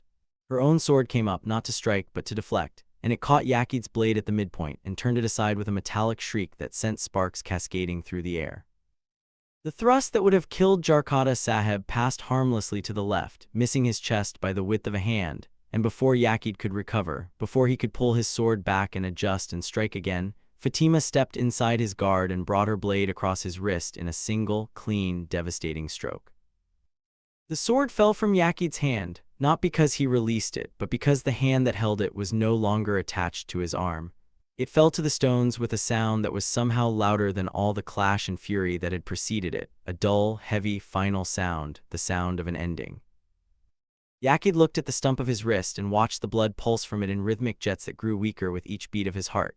He looked at Fatima. He looked at Jarkata Sahib, and that smile, that terrible, ruined, inhuman smile, returned to his face one last time, and he said, "Tell Boran I kept my promise. I told him I would send more to keep him company. I just did not think I would be one of them." Jarkata Sahib stepped forward. His twin blades crossed at Yakid's throat, forming a steel collar that pressed against the skin on either side of his neck. He looked into Yakid's eyes and said, "This is for Boran. This is for every soul you took. This is for every life you burned. And may Allah judge you with the justice you denied to others." The blades closed, and Yakid, the burned man, the ghost who walked, the dead man who had refused to stay dead, finally, irrevocably, permanently, became what he had claimed to be all along. Dead. His body fell to the stones, and the blood that ran from it mixed with the embers of the dying fires and sent up thin wisps of steam that rose into the lightning sky like prayers from a soul that no one would pray for. Jarkata Sahib stood over him for a long time, his blade still dripping, his chest heaving, his eyes fixed upon the face that death had not improved. And then he sheathed his sword slowly, deliberately, and turned away. Fatima was already at Burhan Sahib's side. She had cut his bonds and pulled the gag from his mouth and was cradling his head in her lap, and her hands moved over his wounds with the gentle urgency of a woman who was simultaneously trying to assess the damage and deny it. "Orhan," she said, and her voice cracked on the second syllable, the first crack in the armor she had worn since the clearing, the first fissure in the wall she had built around her grief. "Orhan, can you hear me? Open your eyes. Look at me, please look at me." His eyes opened. They were unfocused, swimming with pain and exhaustion, but when they found her face, something happened to them. They steadied, they cleared, and in their depths, beneath the suffering and the weariness and the lingering shadow of the horrors he had endured, a light appeared, small and fragile and defiant, the light of a man who has found the one thing worth living for in a world that has given him 1,000 reasons to die. "Fatima," he whispered, and his voice was ruined, raw and broken from screaming or from not screaming, from holding in the sounds that Yakid had tried to rip from him with whip and fist and fire. "You came." "I came," she said. "I will always come, no matter where they take you, no matter how many of them stand between us, I will always come." He tried to smile, and the effort cost him something visible, a wince that traveled across his face like a shadow crossing a field. He said, "Boran, did you know about Boran?" She nodded, and the tears that she had forbidden herself to shed since the clearing finally broke through the dam of her will and ran down her cheeks in silent, shining lines. "I know," she said. "Yakid told me. He is gone, Burhan. Boran is gone." Orhan Sahib closed his eyes, and for a moment, a single suspended moment, the pain of his wounds was nothing compared to the pain that moved through his chest at the sound of those words. Boran, his comrade, his brother in all but blood, the man who had stood beside him in a dozen battles and who had laughed in the face of death so many times that death itself had seemed to tire of the joke. Gone, taken by the burned hand of a madman whose hatred had outlived his humanity. "But Yakid," Burhan whispered, "where is Yakid?" Fatima glanced over her shoulder at the body that lay in the center of the camp, and when she looked back at Burhan, her eyes held something that was not satisfaction, because satisfaction was too small a word for what she felt, and not triumph, because triumph implied a contest, and what had happened to Yakid was not a contest but a reckoning. It was justice, not the justice of courts and gavels and men in robes reading from books of law.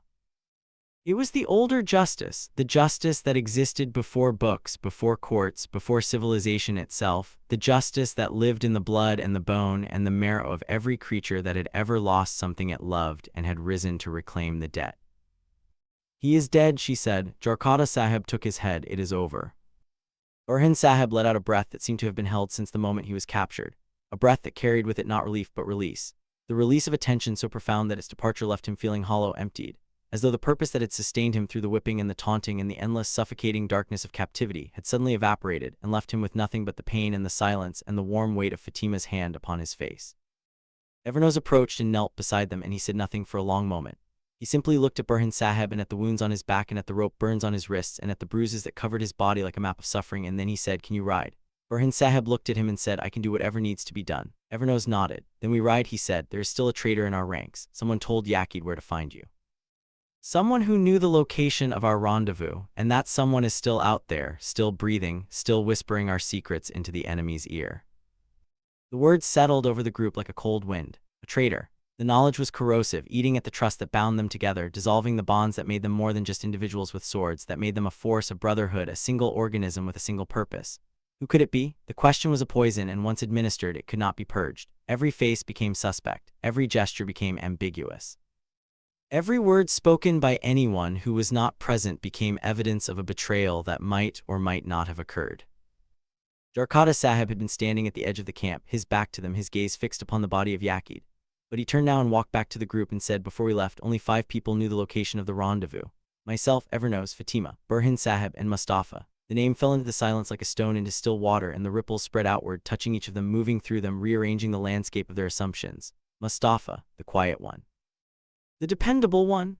The one who kept the supply lines running and the horses fed and the weapons maintained, and who never complained and never questioned and never drew attention to himself, which was, Jarkata Sahib now realized with a sickening clarity that tasted of bile, exactly the profile of a man who had something to hide. Evernos said, "Mustafa has served with us for 3 years. He has fought beside us. He has bled beside us. He stood with me at the battle of the river crossing and held the line when everyone else was falling back." "Are you certain?" Jarkata Sahib's jaw was tight. "I am not certain," he said. "I am stating a fact. 5 people knew. 4 of them are here. The 5th is not. That does not make him guilty. But it makes him the only one who needs to answer questions that have not yet been asked." Fatima, who had not spoken during this exchange, who had been focused entirely on Burhan Sahib, on supporting his weight, on helping him to his feet, on wrapping his wounds with strips torn from her own cloak, spoke then, and her voice carried the cold precision of a woman who had set aside her grief and her relief and her love and had become once again the strategist, the tactician, the mind that cut through complexity the way her blade cut through flesh. "We do not accuse Mustafa," she said. "We test him, we give him information, false information, and we see where it goes. If it reaches the enemy, we have our answer. If it does not, we look elsewhere. But we do this carefully because if we are wrong, we destroy a loyal soldier. And if we are right, we must be ready for what that means, because a traitor who knows he has been discovered is more dangerous than any external enemy." They agreed. There was no argument, because Fatima's logic was irrefutable, and because the alternative of suspicion without proof, of accusation without evidence, of tearing apart their own ranks in a frenzy of paranoia, that alternative was exactly what the enemy would want, exactly what a traitor's exposure was designed to achieve. And so they rode out of the ravine as the dawn broke fully over the hills, turning the sky from gray to gold to a blue so clear and deep that it seemed to mock the darkness they were leaving behind. They left Yakid's body where it lay. They left his soldiers' bodies where they lay. They left the fires to burn themselves out and the ravens to come and do their ancient work, and they did not look back, because looking back was a luxury for those who had finished their journey, and their journey was far from finished. Orhan Sahib rode between Fatima and Evernos, his body swaying with the motion of the horse, his wounds seeping through the makeshift bandages, his face drawn but his eyes alert. He had not spoken of what Yakid had done to him in the cave, and none of them asked, because there are some things that do not need to be spoken, some horrors that are better left in the darkness where they occurred, unnamed and unexamined, sealed behind the door of memory and locked with a key that is then thrown into the deepest well. As they rode, Evernos drew his horse alongside Burhan Sahib's and spoke in a voice low enough that the soldiers behind them could not hear. "There is something else," he said, "something that Yakid said before you were taken. He said that Andronikos has secured the support of the Pope, that the Catholic and Orthodox churches are uniting, that Latin ships are being sent from Venice and Genoa." Burhan Sahib's face, already pale from blood loss, went a shade whiter. "If that is true," he said, "then we are fighting not just Andronikos and his Byzantines. We are fighting all of Christendom." Evernos nodded. "And our forces are stretched thin at the borders. If the Latin fleet arrives before we can consolidate, before we can pull back from the frontier and reinforce the coastal defenses, then Bursa itself will be in danger. Everything we have built, everything Orhan has fought for, all of it, gone." Burhan Sahib was quiet for a long time. The horse's hooves beat a steady rhythm against the earth, and the rhythm was like a heartbeat, slow and regular and insistent, the heartbeat of a world that continued to turn regardless of the wars fought upon its surface. Finally, he said, "Has word been sent to Sultan Orhan?" Evernos glanced at Fatima, and Fatima glanced at Jarkata Sahib, and the 3 of them shared a look that carried within it a network of knowledge and uncertainty. Orhan Sahib is inside, Evernos said carefully, using the coded phrase that meant their agent was still embedded within the enemy's stronghold. If anyone has heard this, he has, and if he has heard it, he will find a way to send word. He always does. The mention of Orhan Sahib, the spy, the man who wore the enemy's face, brought a new dimension of anxiety to the group. They all knew what he was doing. They all knew the danger he was in. And they all knew that the intelligence he provided was the single most valuable asset in the Ottoman war effort, more valuable than any army, any fortress, any alliance. Because armies could be rebuilt and fortresses could be retaken and alliances could be renegotiated. But intelligence, real intelligence, the kind that came from the inner circle of the enemy's command, that was irreplaceable. And the man who provided it was irreplaceable. And if he were discovered, if the mask slipped, if a single word or gesture or expression betrayed his true identity, then everything would unravel. They rode on, the sun climbed. The forest gave way to open country, rolling hills covered with scrub and wild grass that rippled in the wind like the surface of a golden sea. In the distance on the horizon they could see the smoke rising from campfires, the campfires of Alauddin Sahib's outpost, where Ottoman soldiers drilled and patrolled and watched the roads and waited for orders that would send them into battle or into the grave. And it was there, at Alauddin Sahib's outpost, that they found Tarhan. He was sitting on a low wall at the edge of the camp, cleaning his sword with a cloth that he dipped periodically into a bowl of water at his feet. He looked up as they approached, and when he saw Burhan Sahib's condition, his face tightened, but he did not rise, did not rush forward, did not display the kind of emotional reaction that might attract attention from the soldiers nearby. Instead, he waited until they dismounted and came to him, and then he stood and said quietly, "Burhan Sahib, you live."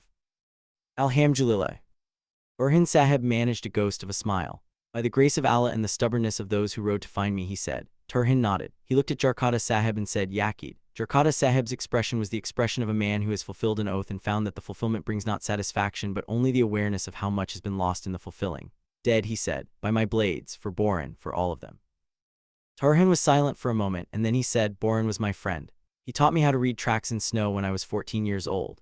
He told me that the best way to learn patience was to hunt rabbits, because rabbits are the most patient creatures in the world, and the only way to outlast them is to become more patient than nature itself intended any man to be. I never caught a rabbit, but I learned patience. And I have used that patience every day since, in every shadow I have hidden in every corridor I have walked, in every lie I have told in service of the truth." The words hung in the air, and for a moment the five of them, Tarhan and Evernos and Fatima and Jarkata Sahib and Burhan Sahib, stood together in the morning light and shared the weight of what they carried, the grief and the rage and the fear and the determination. And the sharing of it, the silent acknowledgement that none of them carried it alone, was enough to make it bearable. Not light, never light, but bearable. Then Tarhan spoke again, and his voice was different now, lower, more urgent, the voice of a man delivering intelligence that could not wait. "I have sent the message," he said. "Orhan Sahib's message regarding the Latin fleet and the Papal Union. I gave it to Alauddin Sahib's fastest rider 4 hours ago. If the rider is not intercepted, if the road is clear, if Allah wills it, the message will reach Sultan Orhan before the sun reaches its peak." Evernos exhaled. 4 hours, he said. "Then there is nothing we can do now but wait, and pray, and prepare for whatever comes next." But Fatima was not listening. She had moved apart from the group and was standing at the edge of the camp looking south toward the hills from which they had come. Her eyes were not seeing the landscape. They were seeing something else, something internal, a map of connections and possibilities and threats that she was assembling in her mind with the speed and precision of a master chess player calculating moves a dozen turns ahead. She was thinking about Mustafa. She was thinking about the traitor. She was thinking about the false information they would feed him and the trap they would set and the moment when the mask would fall and the face behind it would be revealed. But she was also thinking about Orhan Sahib, about the man who lived inside the enemy's walls and who walked among them as one of them, and who carried secrets that could burn cities and topple thrones, and who slept, if he slept at all, with one eye open and one hand on a blade that he prayed he would never need to use in a way that would compromise his cover. She was thinking about the loneliness of what he did. The absolute, crushing, suffocating loneliness of being surrounded by enemies who believe you are their friend, of hearing their plans and sharing their meals and laughing at their jokes while knowing that everything you are and everything you do is a deception designed to destroy them. She whispered almost too softly to hear, "Come home safe, Orhan Sahib, come home safe and whole and unchanged. And may the distance between who you pretend to be and who you truly are not grow so great that you lose yourself in the crossing." And far away in the Kanka, sitting on the edge of his cot in a room that was not his own, wearing armor that belonged to an identity that was not his own, staring at a wall that enclosed a life that was not his own, Orhan Sahib sat in silence and waited for the dawn. It came, it always came. The light crept through the narrow window of his quarters and fell upon his face, and he felt its warmth, and for a moment, just a moment, he allowed himself to remember who he was. Not Clems. Not the Byzantine soldier, not the loyal servant of Andronikos, but Orhan Sahib, the Ottoman, the Muslim, the spy whose every heartbeat was an act of defiance against the empire he served and a declaration of allegiance to the one he truly belonged to. He stood, he straightened his armor, he composed his face into the mask he had worn for so long that it fit him like a second skin. And he walked out of his quarters and into the corridor, and from there into the courtyard, and from there into the presence of Andronikos, who greeted him with a nod and a question about the patrol and a series of orders that would occupy the next several hours. And Orhan Sahib received those orders and acknowledged them and began to carry them out, and no one who looked at him, no one who spoke with him, no one who stood beside him or ate with him or fought with him would have seen anything other than what they expected to see, a loyal soldier doing his duty. But beneath the mask, behind the eyes, inside the chest where the heart beat its steady rhythm of deception and devotion, a different war was being fought. A war without swords and arrows and siege engines. A war of patience and nerve and the constant, exhausting, soul-eroding effort of being someone you are not in a world that will kill you if it discovers who you are. This was Orhan Sahib's war, and he fought it every day, every hour, every minute, with a courage that no one would ever see and a sacrifice that no one would ever fully understand. And that Nazarene is where we leave them. Not at the end, there is no end, not yet, perhaps not ever. We leave them at the edge of the precipice, all of them, every single one, standing on the lip of a chasm whose depth they cannot see and whose far side they cannot reach and whose existence they cannot deny. The Latin ships are coming. The papal union has been sealed. The traitor in their midst has not been named. Gonza lies in a bed in Bursa, breathing but not waking, living but not yet alive, and Aladdin sits beside her and counts her breaths and wills each one to be followed by another. The baby cries. Malhan Khatun holds him and sings to him and tells him that the world he has entered is a world worth fighting for, even though she is not entirely sure, in this moment, in this hour, on this morning when the sun rises over a landscape scarred by war and wet with the blood of the fallen, that she believes it. But she sings anyway. Because that is what you do. You sing anyway, you fight anyway, you ride through the darkness anyway. You climb the rock face and descend into the ravine and draw your sword and face the burned man and his army of shadows. And you do it anyway, not because you are certain of victory, but because the alternative of silence, of surrender, of sitting in the darkness and letting the world happen to you instead of happening to the world, that alternative is worse than death. It is the death of the soul, and the soul, Nazarene, the soul is the one thing that cannot be killed by sword or fire or treachery or time. It endures, it persists, it fights. Like Orhan Sahib in his borrowed armor behind his borrowed face, fighting a war that no one can see. Like Tarhan in the shadows, carrying messages that could save nations. Like Jarkata Sahib with his twin blades and his brother's memory and his oath fulfilled but his grief unfinished. Like Fatima standing at the edge of a camp, looking south, thinking of traps and traitors and the man she loves and the war that will not let her rest. Like Burhan Faladios, wounded but alive, battered but unbroken, ready to ride again, ready to fight again, ready to bleed again, because that is what soldiers do, they bleed, and they do not stop until the bleeding has meaning or the blood runs out. Like Evernos, the man who was anointed with oil and marked for burning and who carries the smell of that oil on his skin like a reminder that death came close enough to touch, and he touched it back and it flinched. Like Aladdin, the father, the husband, the man who whispers his wife back from the edge of oblivion and who does not know yet whether his whispers are enough. Like Gonza, climbing through darkness, reaching for the light, reaching for the voice, reaching for the cry of a child who needs her, who will always need her, who is the reason she fights her way back from wherever she has gone. Remember them all, hold their names in your heart. Say them softly in the night when the world is quiet and the stars are bright and the wind carries the distant, unmistakable sound of steel upon steel.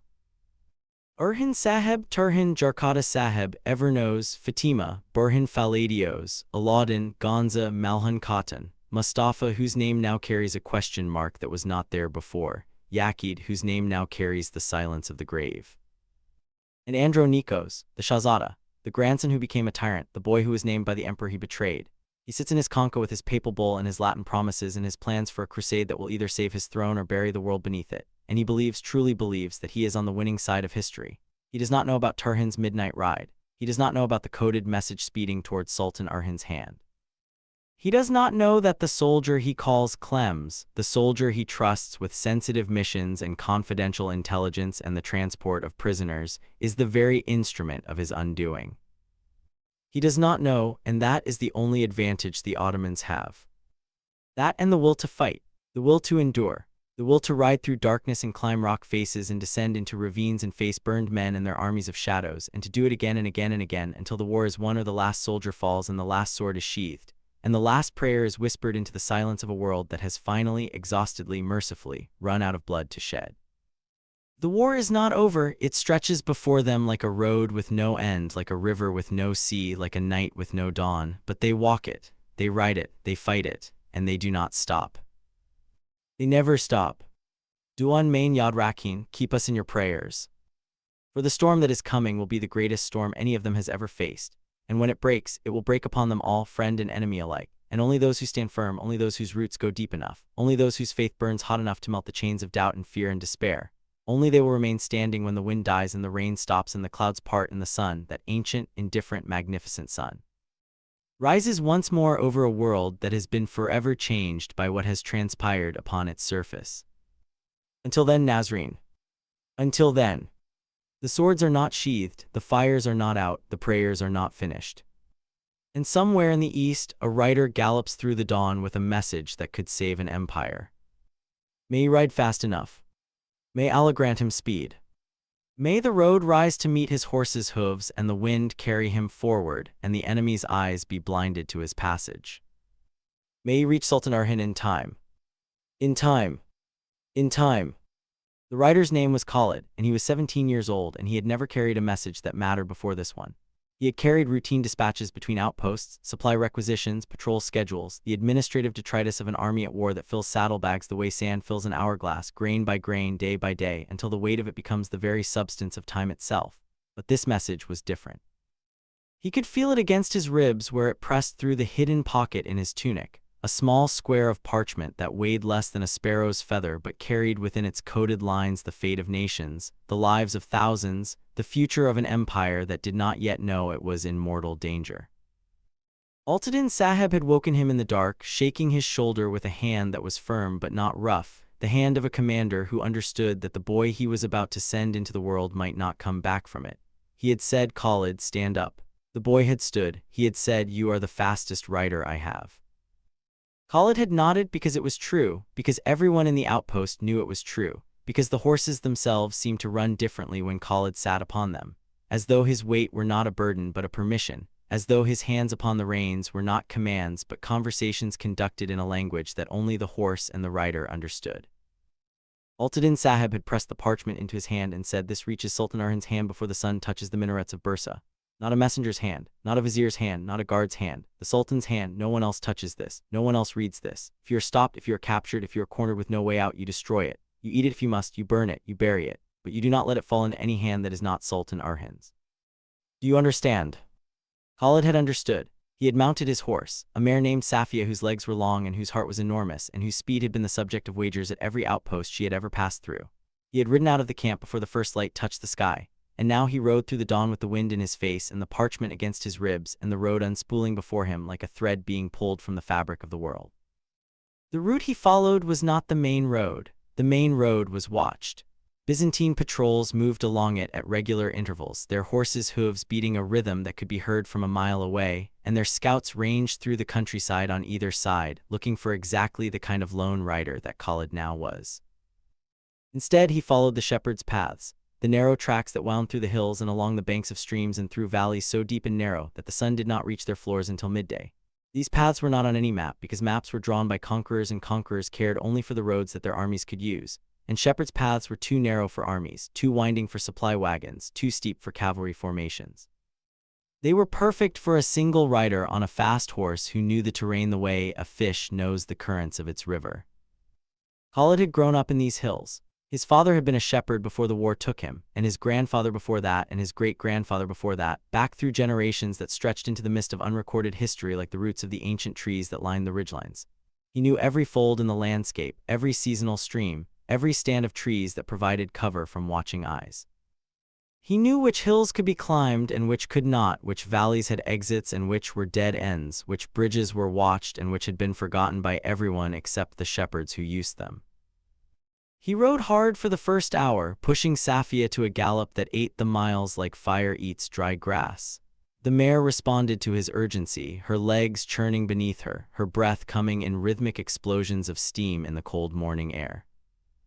The landscape blurred past them, green and brown and gold, the colors of a world that did not know it was at war, that continued to produce beauty with the indifferent generosity of a mother who loves all her children equally, even the ones who are trying to kill each other. At the end of the first hour, he slowed to a canter to let Safia recover. He could feel her sides heaving beneath his knees, the great bellows of her lungs expanding and contracting, and he leaned forward and pressed his face against her neck, and whispered to her in the language his father had taught him, the language of horsemen, which is not a language of words but of touch and breath and the subtle shifting of weight that tells the horse everything it needs to know about the rider's intentions. He told her she was magnificent. He told her she was the fastest creature that had ever lived. He told her there was a bucket of the sweetest oats waiting for her at the end of this ride, a bucket so large that she could plunge her entire head into it and still not reach the bottom. Safia snorted, which Khalid chose to interpret as agreement, and he smiled, and the smile was the smile of a 17-year-old boy who was terrified and exhilarated in equal measure, and who did not yet fully understand that the thing he carried next to his heart could change the world. He crested a ridge and looked out over the valley below and saw in the distance a column of dust rising from the main road. Riders. He could not tell from this distance whether they were Ottoman or Byzantine, friendly or hostile, but the column was large, at least 50 horses, and they were moving fast, moving in the same direction he was moving, toward Bursa, toward the Ottoman heartland. He watched them for a long moment, calculating distances and speeds and angles of interception, and then he turned Safia to the east and descended into a ravine that would take him parallel to the main road, but hidden from it by a ridge of hills that rose between them like a wall built by the earth itself for exactly this purpose. He rode for another hour, and the sun climbed higher and the shadows shortened and the world grew warm and bright and deceptively peaceful. Birds sang in the trees. A fox watched him from behind a boulder, its amber eyes curious and unafraid. A stream crossed his path, and he stopped to let Safia drink and took the opportunity to check the parchment, pulling it from its pocket and holding it in his hand for a moment, feeling its weight, its texture, the faint indentations of the coded script that covered its surface. He could not read the code. Only two people in the world could, Orhan Sahib and Sultan Orhan himself, and Khalid was neither. He was just the vessel, the carrier, the swift and fragile bridge between the intelligence and the man who could use it. He tucked the parchment back into its pocket and patted Safia's neck and mounted and rode on. The trouble came at mid-morning, in the narrow pass between two hills where the shepherd's path crossed a road that Khalid had not expected to be occupied. He came around a bend in the path and found himself face to face with a Byzantine patrol. 6 men on horseback, their armor glinting in the sun, their lances held upright, their eyes sharp with the practiced alertness of soldiers who had been doing this long enough to know that the most dangerous enemies were the ones who appeared when you least expected them. Khalid's stomach dropped, his hands tightened on the reins. Safia felt his tension and responded by tensing herself, her muscles bunching beneath him, her head coming up, her ears flattening against her skull. For a fraction of a second, a fraction so small that it existed in the space between heartbeats, Khalid considered turning and running. But the path behind him was narrow and winding, and the Byzantine horses were fresh and his were not, and if they pursued him and caught him, they would search him and find the parchment, and if they found the parchment, everything was lost. Instead, he did the thing his father had taught him to do when faced with a predator that was faster and stronger than you. He became harmless. He slouched in the saddle. He let his jaw go slack and his eyes go dull and his hands fall limp on the reins. He became, in the space of a single breath, a stupid boy on a tired horse, a nobody, a peasant, a shepherd's son riding to market with nothing in his saddlebags but bread and cheese and the vague, bovine contentment of a creature too simple to be afraid. The patrol leader, a man with a scar across his chin and the bored eyes of a professional soldier on a routine assignment, held up his hand and said, "Halt." Khalid halted. "Where are you going?" the leader asked. Khalid let his mouth hang open for a moment as if the question required more processing power than his brain possessed, and then he said in the rough, ungrammatical dialect of the hill shepherd's market, "Sir, eggs and cheese. My mother sends me. She says I must not come back without salt, or she will beat me with the broom again."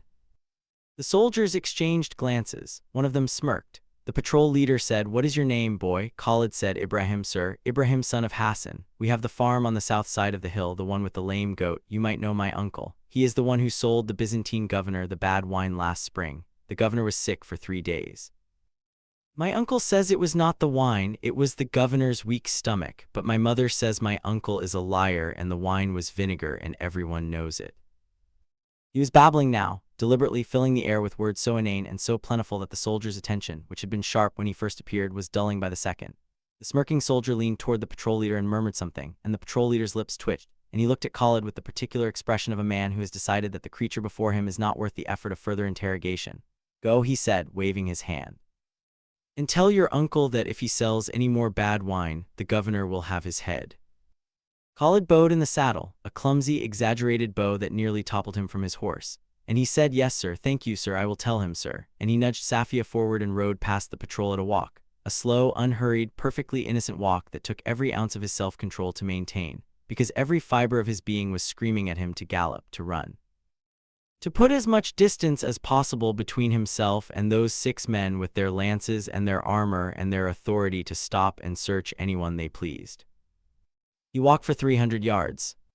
Then he turned a corner in the path and the patrol was out of sight, and he leaned forward and whispered, now, Safia, now, and the mare lunged forward as though she had been waiting for that word since the moment they stopped. And they flew through the hills with a speed that turned the landscape into a blur of green and gold and brown, and Khalid's heart hammered in his chest, and the parchment pressed against his ribs, and the wind roared in his ears, and he did not slow down, he did not look back. He did not stop until the hills fell away behind him and the flat plains opened before him, and in the distance, shimmering in the midday heat like a mirage made solid, rose the minarets of Bursa. He had made it, the sun had not yet touched them. The minarets stood tall and white against the blue sky, their shadows still pointing west, and Khalid felt something rise in his chest that was neither relief nor triumph, but something older and deeper, something that felt like prayer. He rode through the outer gates of the city without stopping, showing the Ottoman pennant that Alauddin Sahib had given him to the guards who moved to intercept him, and they saw the pennant and saw the foam on his horse's flanks and saw the wild, desperate urgency in his eyes, and they stepped aside without a word. He rode through the streets at a canter, scattering pedestrians and merchants and children who chased his horse and laughed, not knowing, not understanding, that the boy on the exhausted mare carried in his tunic the difference between survival and annihilation. He reached the palace gates, he dismounted. His legs nearly gave way beneath him, cramped and aching from hours in the saddle, but he caught himself and stumbled forward and presented the pennant to the palace guard and said in a voice that was hoarse and cracked from thirst and wind and the residue of fear, I carry an urgent message for Sultan Orhan.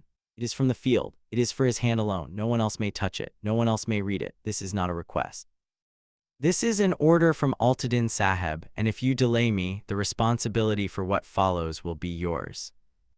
The guard looked at him, at this dusty, sweating, half-collapsed boy with hay in his hair and blood from a cracked lip on his chin, and for a moment the guard hesitated because protocol demanded that messages be processed through channels, through the clerk and then the chamberlain and then the vizier and then, perhaps, if the vizier deemed it worthy, to the sultan himself.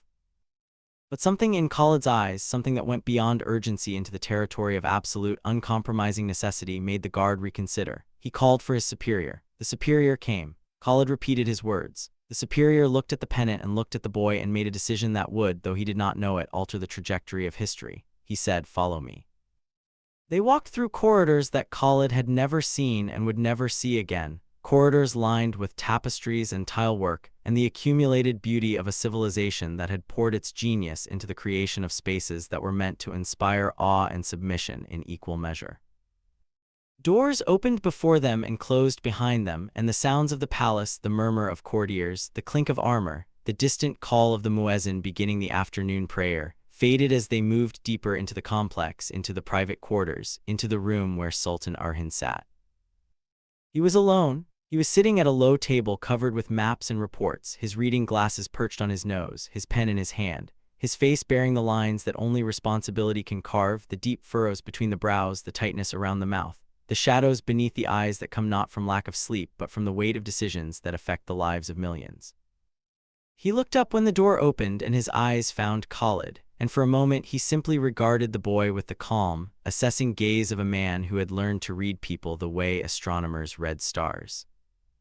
Speak, Sultan Orhan said.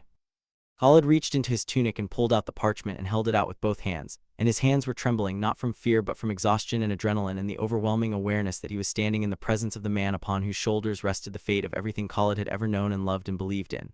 Your Majesty, he said, this is from Orhan Sahib. Through Turhan, through Altadin Sahib, it is coded, it is urgent. I was told it must reach your hand before the sun touches the minarets. He paused, and then, with the honesty of a boy who has not yet learned to dress truth in the clothes of diplomacy, he added, I think I made it, just barely. Sultan Orhan took the parchment.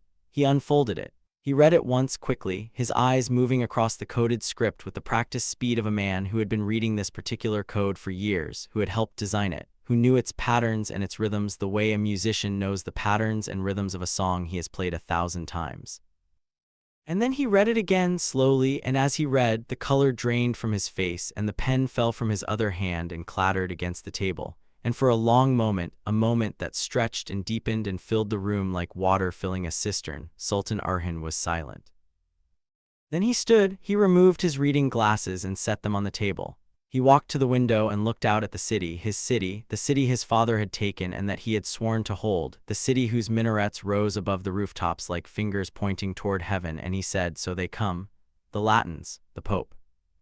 The combined might of Western Christendom, sailing toward these shores with fire in their bellies and crosses on their sails, and the conviction that God himself has commanded the destruction of everything we are and everything we have built.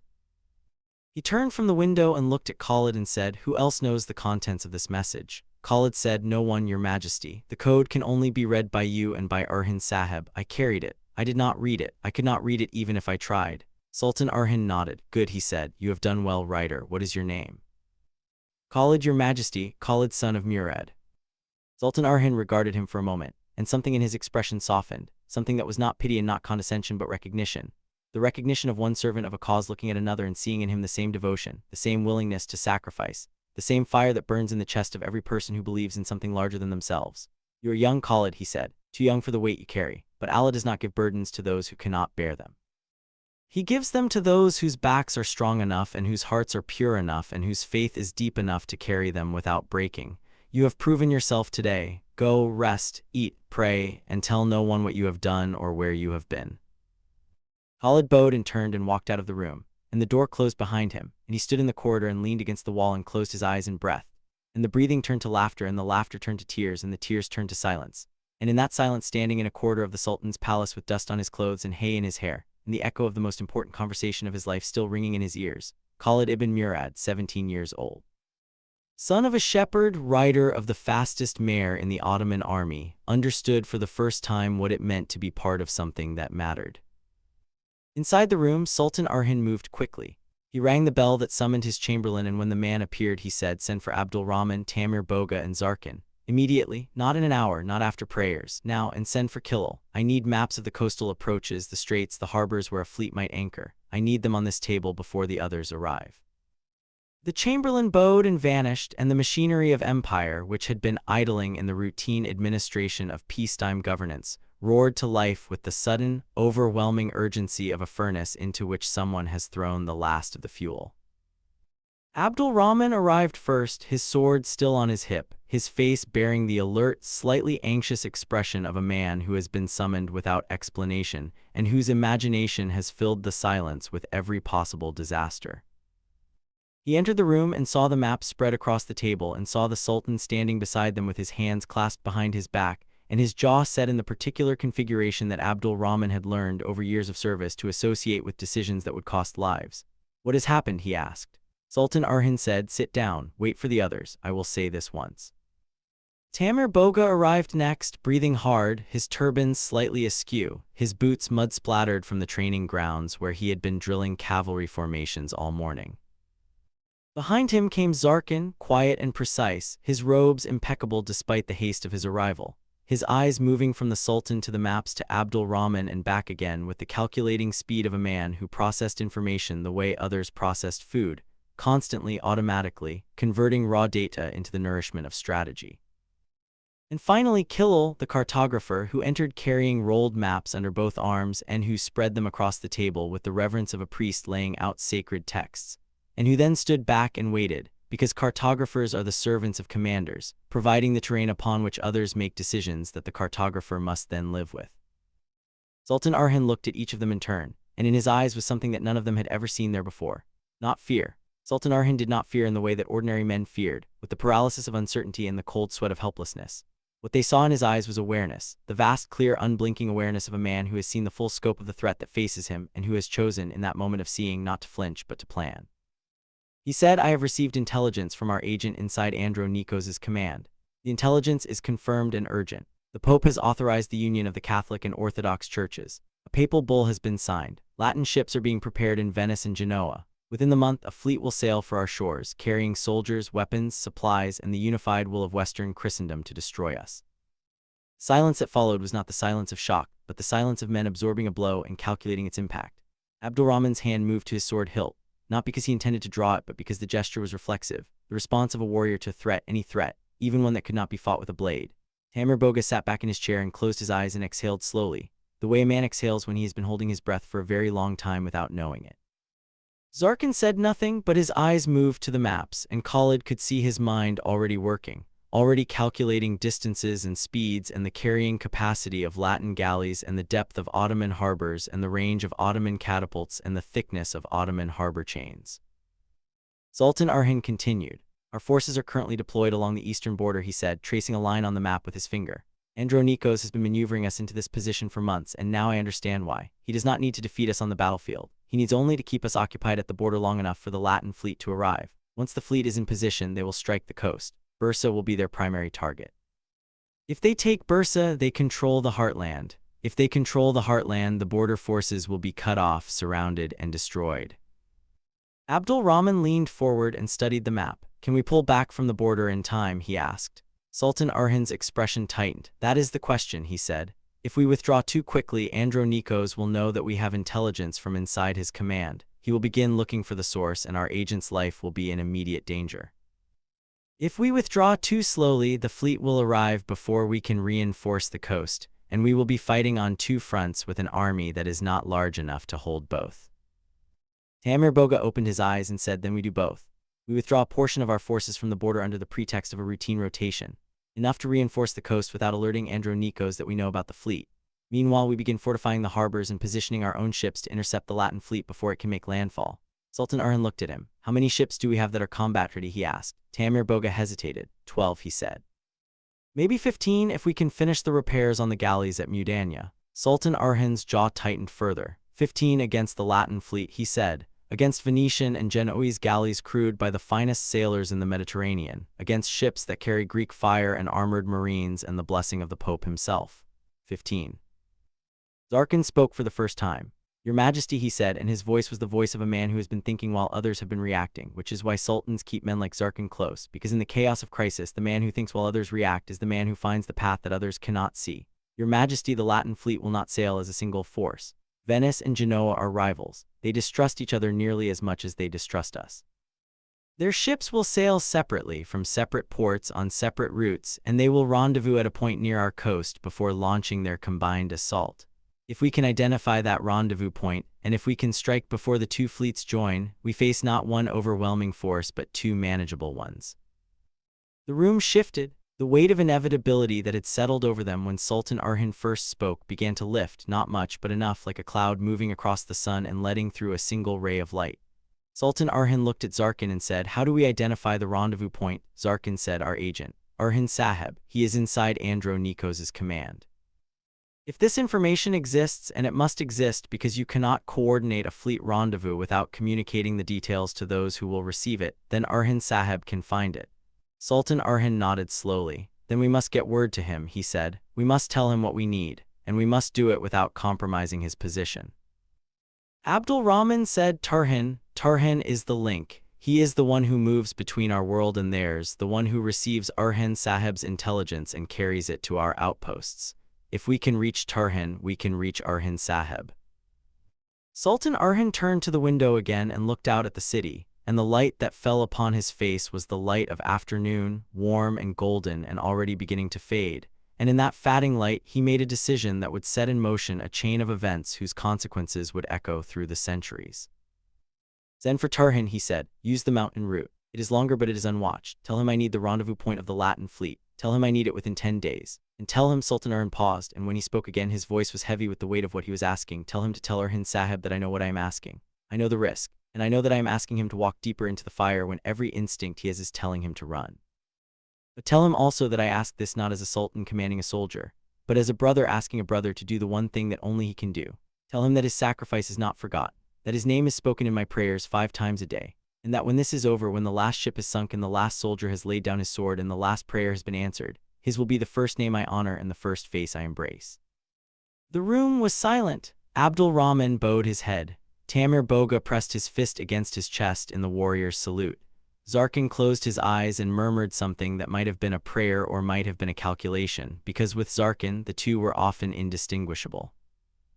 And far away in the Kanka, Orhan Sahib walked through the corridors of the enemy's stronghold and did not know that the Sultan had spoken his name.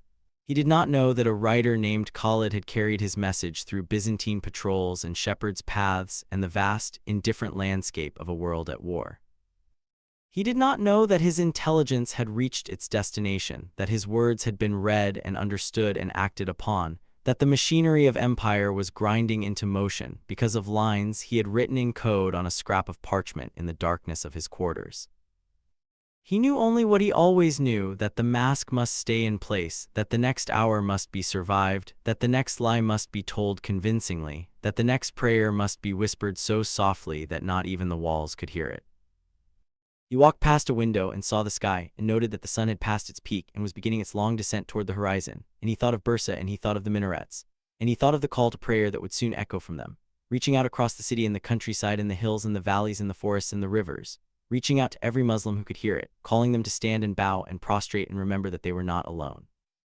That they were part of something larger, something that transcended borders and armies and empires, something that lived in the space between the breath and the word, between the silence and the sound, between the seen and the unseen. He could not pray openly. He could not stand and face the Qibla and raise his hands and recite the words that every Muslim learns before they learn anything else.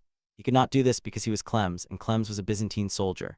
And Byzantine soldiers prayed in churches, not on prayer mats, and their prayers were in Greek, not Arabic. And their God, though he was the same God, was addressed by different names and approached through different rituals, and mediated by different intermediaries. But Orhan Sahib prayed nonetheless. He prayed in his heart, in that private, inviolable space where no spy could reach and no betrayal could penetrate, and no mask could obscure the truth of who he was and what he believed. He prayed standing at the window with his eyes open and his face composed and his hands at his sides, and the words of the Fatiha moved through his mind like water through a riverbed, smooth and inevitable, carving channels that would remain long after the water had passed. In the name of Allah, the most gracious, the most merciful. All praise is due to Allah, Lord of all the worlds, the most gracious, the most merciful, Master of the Day of Judgment. You alone we worship and you alone we ask for help. Guide us to the straight path, the path of those upon whom you have bestowed favor, not of those who have evoked your anger or of those who are astray. And somewhere in the palace of Bursa, at the same moment, Sultan Orhan stood at his own window and looked out at his own sky and prayed his own prayer. And though neither man could see the other, though the miles between them were filled with enemies and obstacles and dangers that would have broken lesser men, they were connected. Connected by the words they whispered, by the faith they shared, by the cause they served, by the love they bore for a people, and a way of life that the world seemed determined to extinguish. And in that connection, in that invisible, unbreakable, transcendent thread that stretched between the spy in the Kanka and the Sultan in the palace, there lived a power that no Latin fleet could match, no papal bull could counter, no union of churches could overcome. Because it was not a power of ships or soldiers or strategies. It was the power of belief, the power of devotion. The power of two hearts beating in unison across the vast and indifferent distance of a world at war, each one sustaining the other, each one drawing strength from the other, each one refusing to stop beating because the other had not stopped yet. And that power, Nazreen, that power is the power that empires are built on and maintained by, and when it fades, the power whose absence causes empires to crumble and fall. It had not faded, not yet, not here, not in these men and women whose names we have spoken and whose stories we have followed through darkness and fire and blood and grief and love and betrayal and sacrifice and endurance. Not yet. But the test was coming, the greatest test. The test that would determine whether that power was strong enough to hold against the combined might of Western Christendom, against the Latin ships and the papal authority and the gold of Venice and the steel of Genoa and the ambition of Andronikos and the treachery of those who worked in shadows and whispered secrets into the ears of enemies. 10 days, Sultan Orhan had asked for the rendezvous point in 10 days. 10 days for Tarhan to receive the message, to cross the lines, to reach Orhan Sahib. 10 days for Orhan Sahib to find the information, to pry it from the enemy's most closely guarded secrets, to risk everything he had and everything he was for one more piece of intelligence that could make the difference between survival and annihilation. 10 days for the message to travel back through the network, through Turhan, through the outposts, through the shepherd's paths and the mountain routes, back to the Sultan's hand. 10 days, and the Latin ships were loading. The sails were being unfurled. The anchors were being weighed. The crusade was beginning, and the clock was ticking, and the future of the Ottoman state hung in the balance like a sword suspended by a thread over the head of a sleeping man. And in Bursa, in the warm, candle-lit chamber where the scent of herbs and linen still lingered, Gonza opened her eyes. She opened them slowly, the way a flower opens in the first light of dawn, each petal unfolding with the cautious, tentative grace of something that has been closed for a long time and is not yet certain that the world it is opening into is safe. Her vision was blurred. The room swam around her, shapes and colors bleeding into each other like a painting left out in the rain, but one shape was clear. One face was sharp and focused and present, so present that it seemed to be the only real thing in a world of illusions. Aladdin. He was sitting beside the bed, his hand on hers, his eyes red from sleeplessness and tears that he had shed when no one was watching and would deny having shed if anyone asked. He had not moved from that chair in 18 hours. He had not eaten. He had not prayed, which was a sin, but he had decided that Allah would forgive him this one transgression because the woman Allah had given him was slipping away, and there was no force in heaven or on earth that could have moved him from her side. And now her eyes were open, and they were looking at him.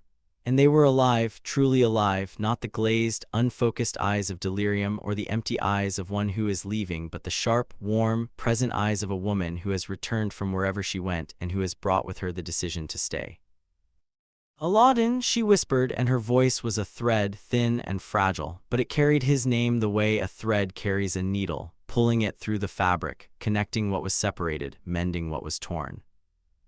He leaned forward and his hand tightened on hers, and his eyes filled with the tears he had been denying, and they ran down his cheeks and fell upon her hand, and she felt them warm and wet and real. And she smiled, the smallest smile, the most fragile smile, a smile that was barely there and yet was the most beautiful thing Aladdin had ever seen, more beautiful than the sunset over Bursa, more beautiful than the first snow on the mountains, more beautiful than the face of his newborn son. Because it was the smile of a woman who had chosen to live. "Our son," she said, "where is our son?" Malhan Khatun, who had been sitting in the corner, holding the sleeping infant, rose and brought him to the bed and placed him in Gonza's arms, and Gonza looked down at him, at this small, perfect, impossible creature who had come into the world at the worst possible time and who was, despite everything, despite the war and the treachery and the pain and the almost dying, the best thing that had ever happened to her. She held him against her chest and felt his heartbeat, rapid and light like the heartbeat of a bird, and she pressed her lips against the top of his head and breathed in his scent, the scent of new life, of possibility, of a future that had not yet been written and that she was now, by the simple act of surviving, by the simple act of opening her eyes and choosing to stay, going to help write. Aladdin put his arms around both of them, mother and child, and held them, and the three of them existed in that moment as a single entity, a family, a unit, a fortress within a fortress, a stronghold that no Latin fleet could breach and no papal bull could condemn and no traitor could undermine. And Nazreen, this is where we pause, not because the story is finished. You know by now that the story is never finished. The story goes on because the world goes on, and the world goes on because the hearts that beat within it refuse to stop, and the hands that grip the swords refuse to let go, and the voices that whisper the prayers refuse to fall silent. The Latin ships are loading. The crusade is coming. Orhan Sahib walks the enemy's corridors with 10 days to find the secret that could save his people. Turhan waits for the message that will send him back across the lines. Darkada Sahib rides with Yakit's blood on his blades and his brother's name on his lips. Fatima rides beside Burhan Sahib, whose wounds are healing but whose knowledge of a traitor in their midst is a wound that will not heal until the traitor is named. Mustafa moves among them, smiling, serving, helping, and none of them know whether that smile is the smile of a friend or the mask of an enemy. And somewhere in the Mediterranean, in harbors that stink of tar and salt and ambition, the ships are being loaded, crate by crate, barrel by barrel, sword by sword, soldier by soldier. The crusade is being assembled with the slow, methodical patience of men who believe that God is on their side and that history is theirs to write, and that the people they are sailing toward are not people at all but obstacles, impediments, errors in the divine plan that must be corrected with fire and steel and the righteous fury of a united Christendom. They are wrong, but they do not know they are wrong, and the distance between their certainty and their error is the distance that will be measured in blood. In blood, Nazreen. In blood and fire and steel and prayer and sacrifice and the quiet, unstoppable courage of men and women who refuse to surrender, who refuse to kneel, who refuse to let the world tell them who they are and what they are worth and how their story ends. Because they write their own story, with every swing of the sword and every whispered prayer and every midnight ride through enemy territory and every coded message carried in a hidden pocket next to a beating heart. They write it, we witness it, and history records it. And the recording is not yet done. Duan main yad rakin, keep us in your prayers, for the 10 days begin now, and when they end, the world will be different. The question is not whether it will change. The question is who will be left standing when the change is complete. Until then, Nazreen. Until then. The war is not over. The war is just beginning.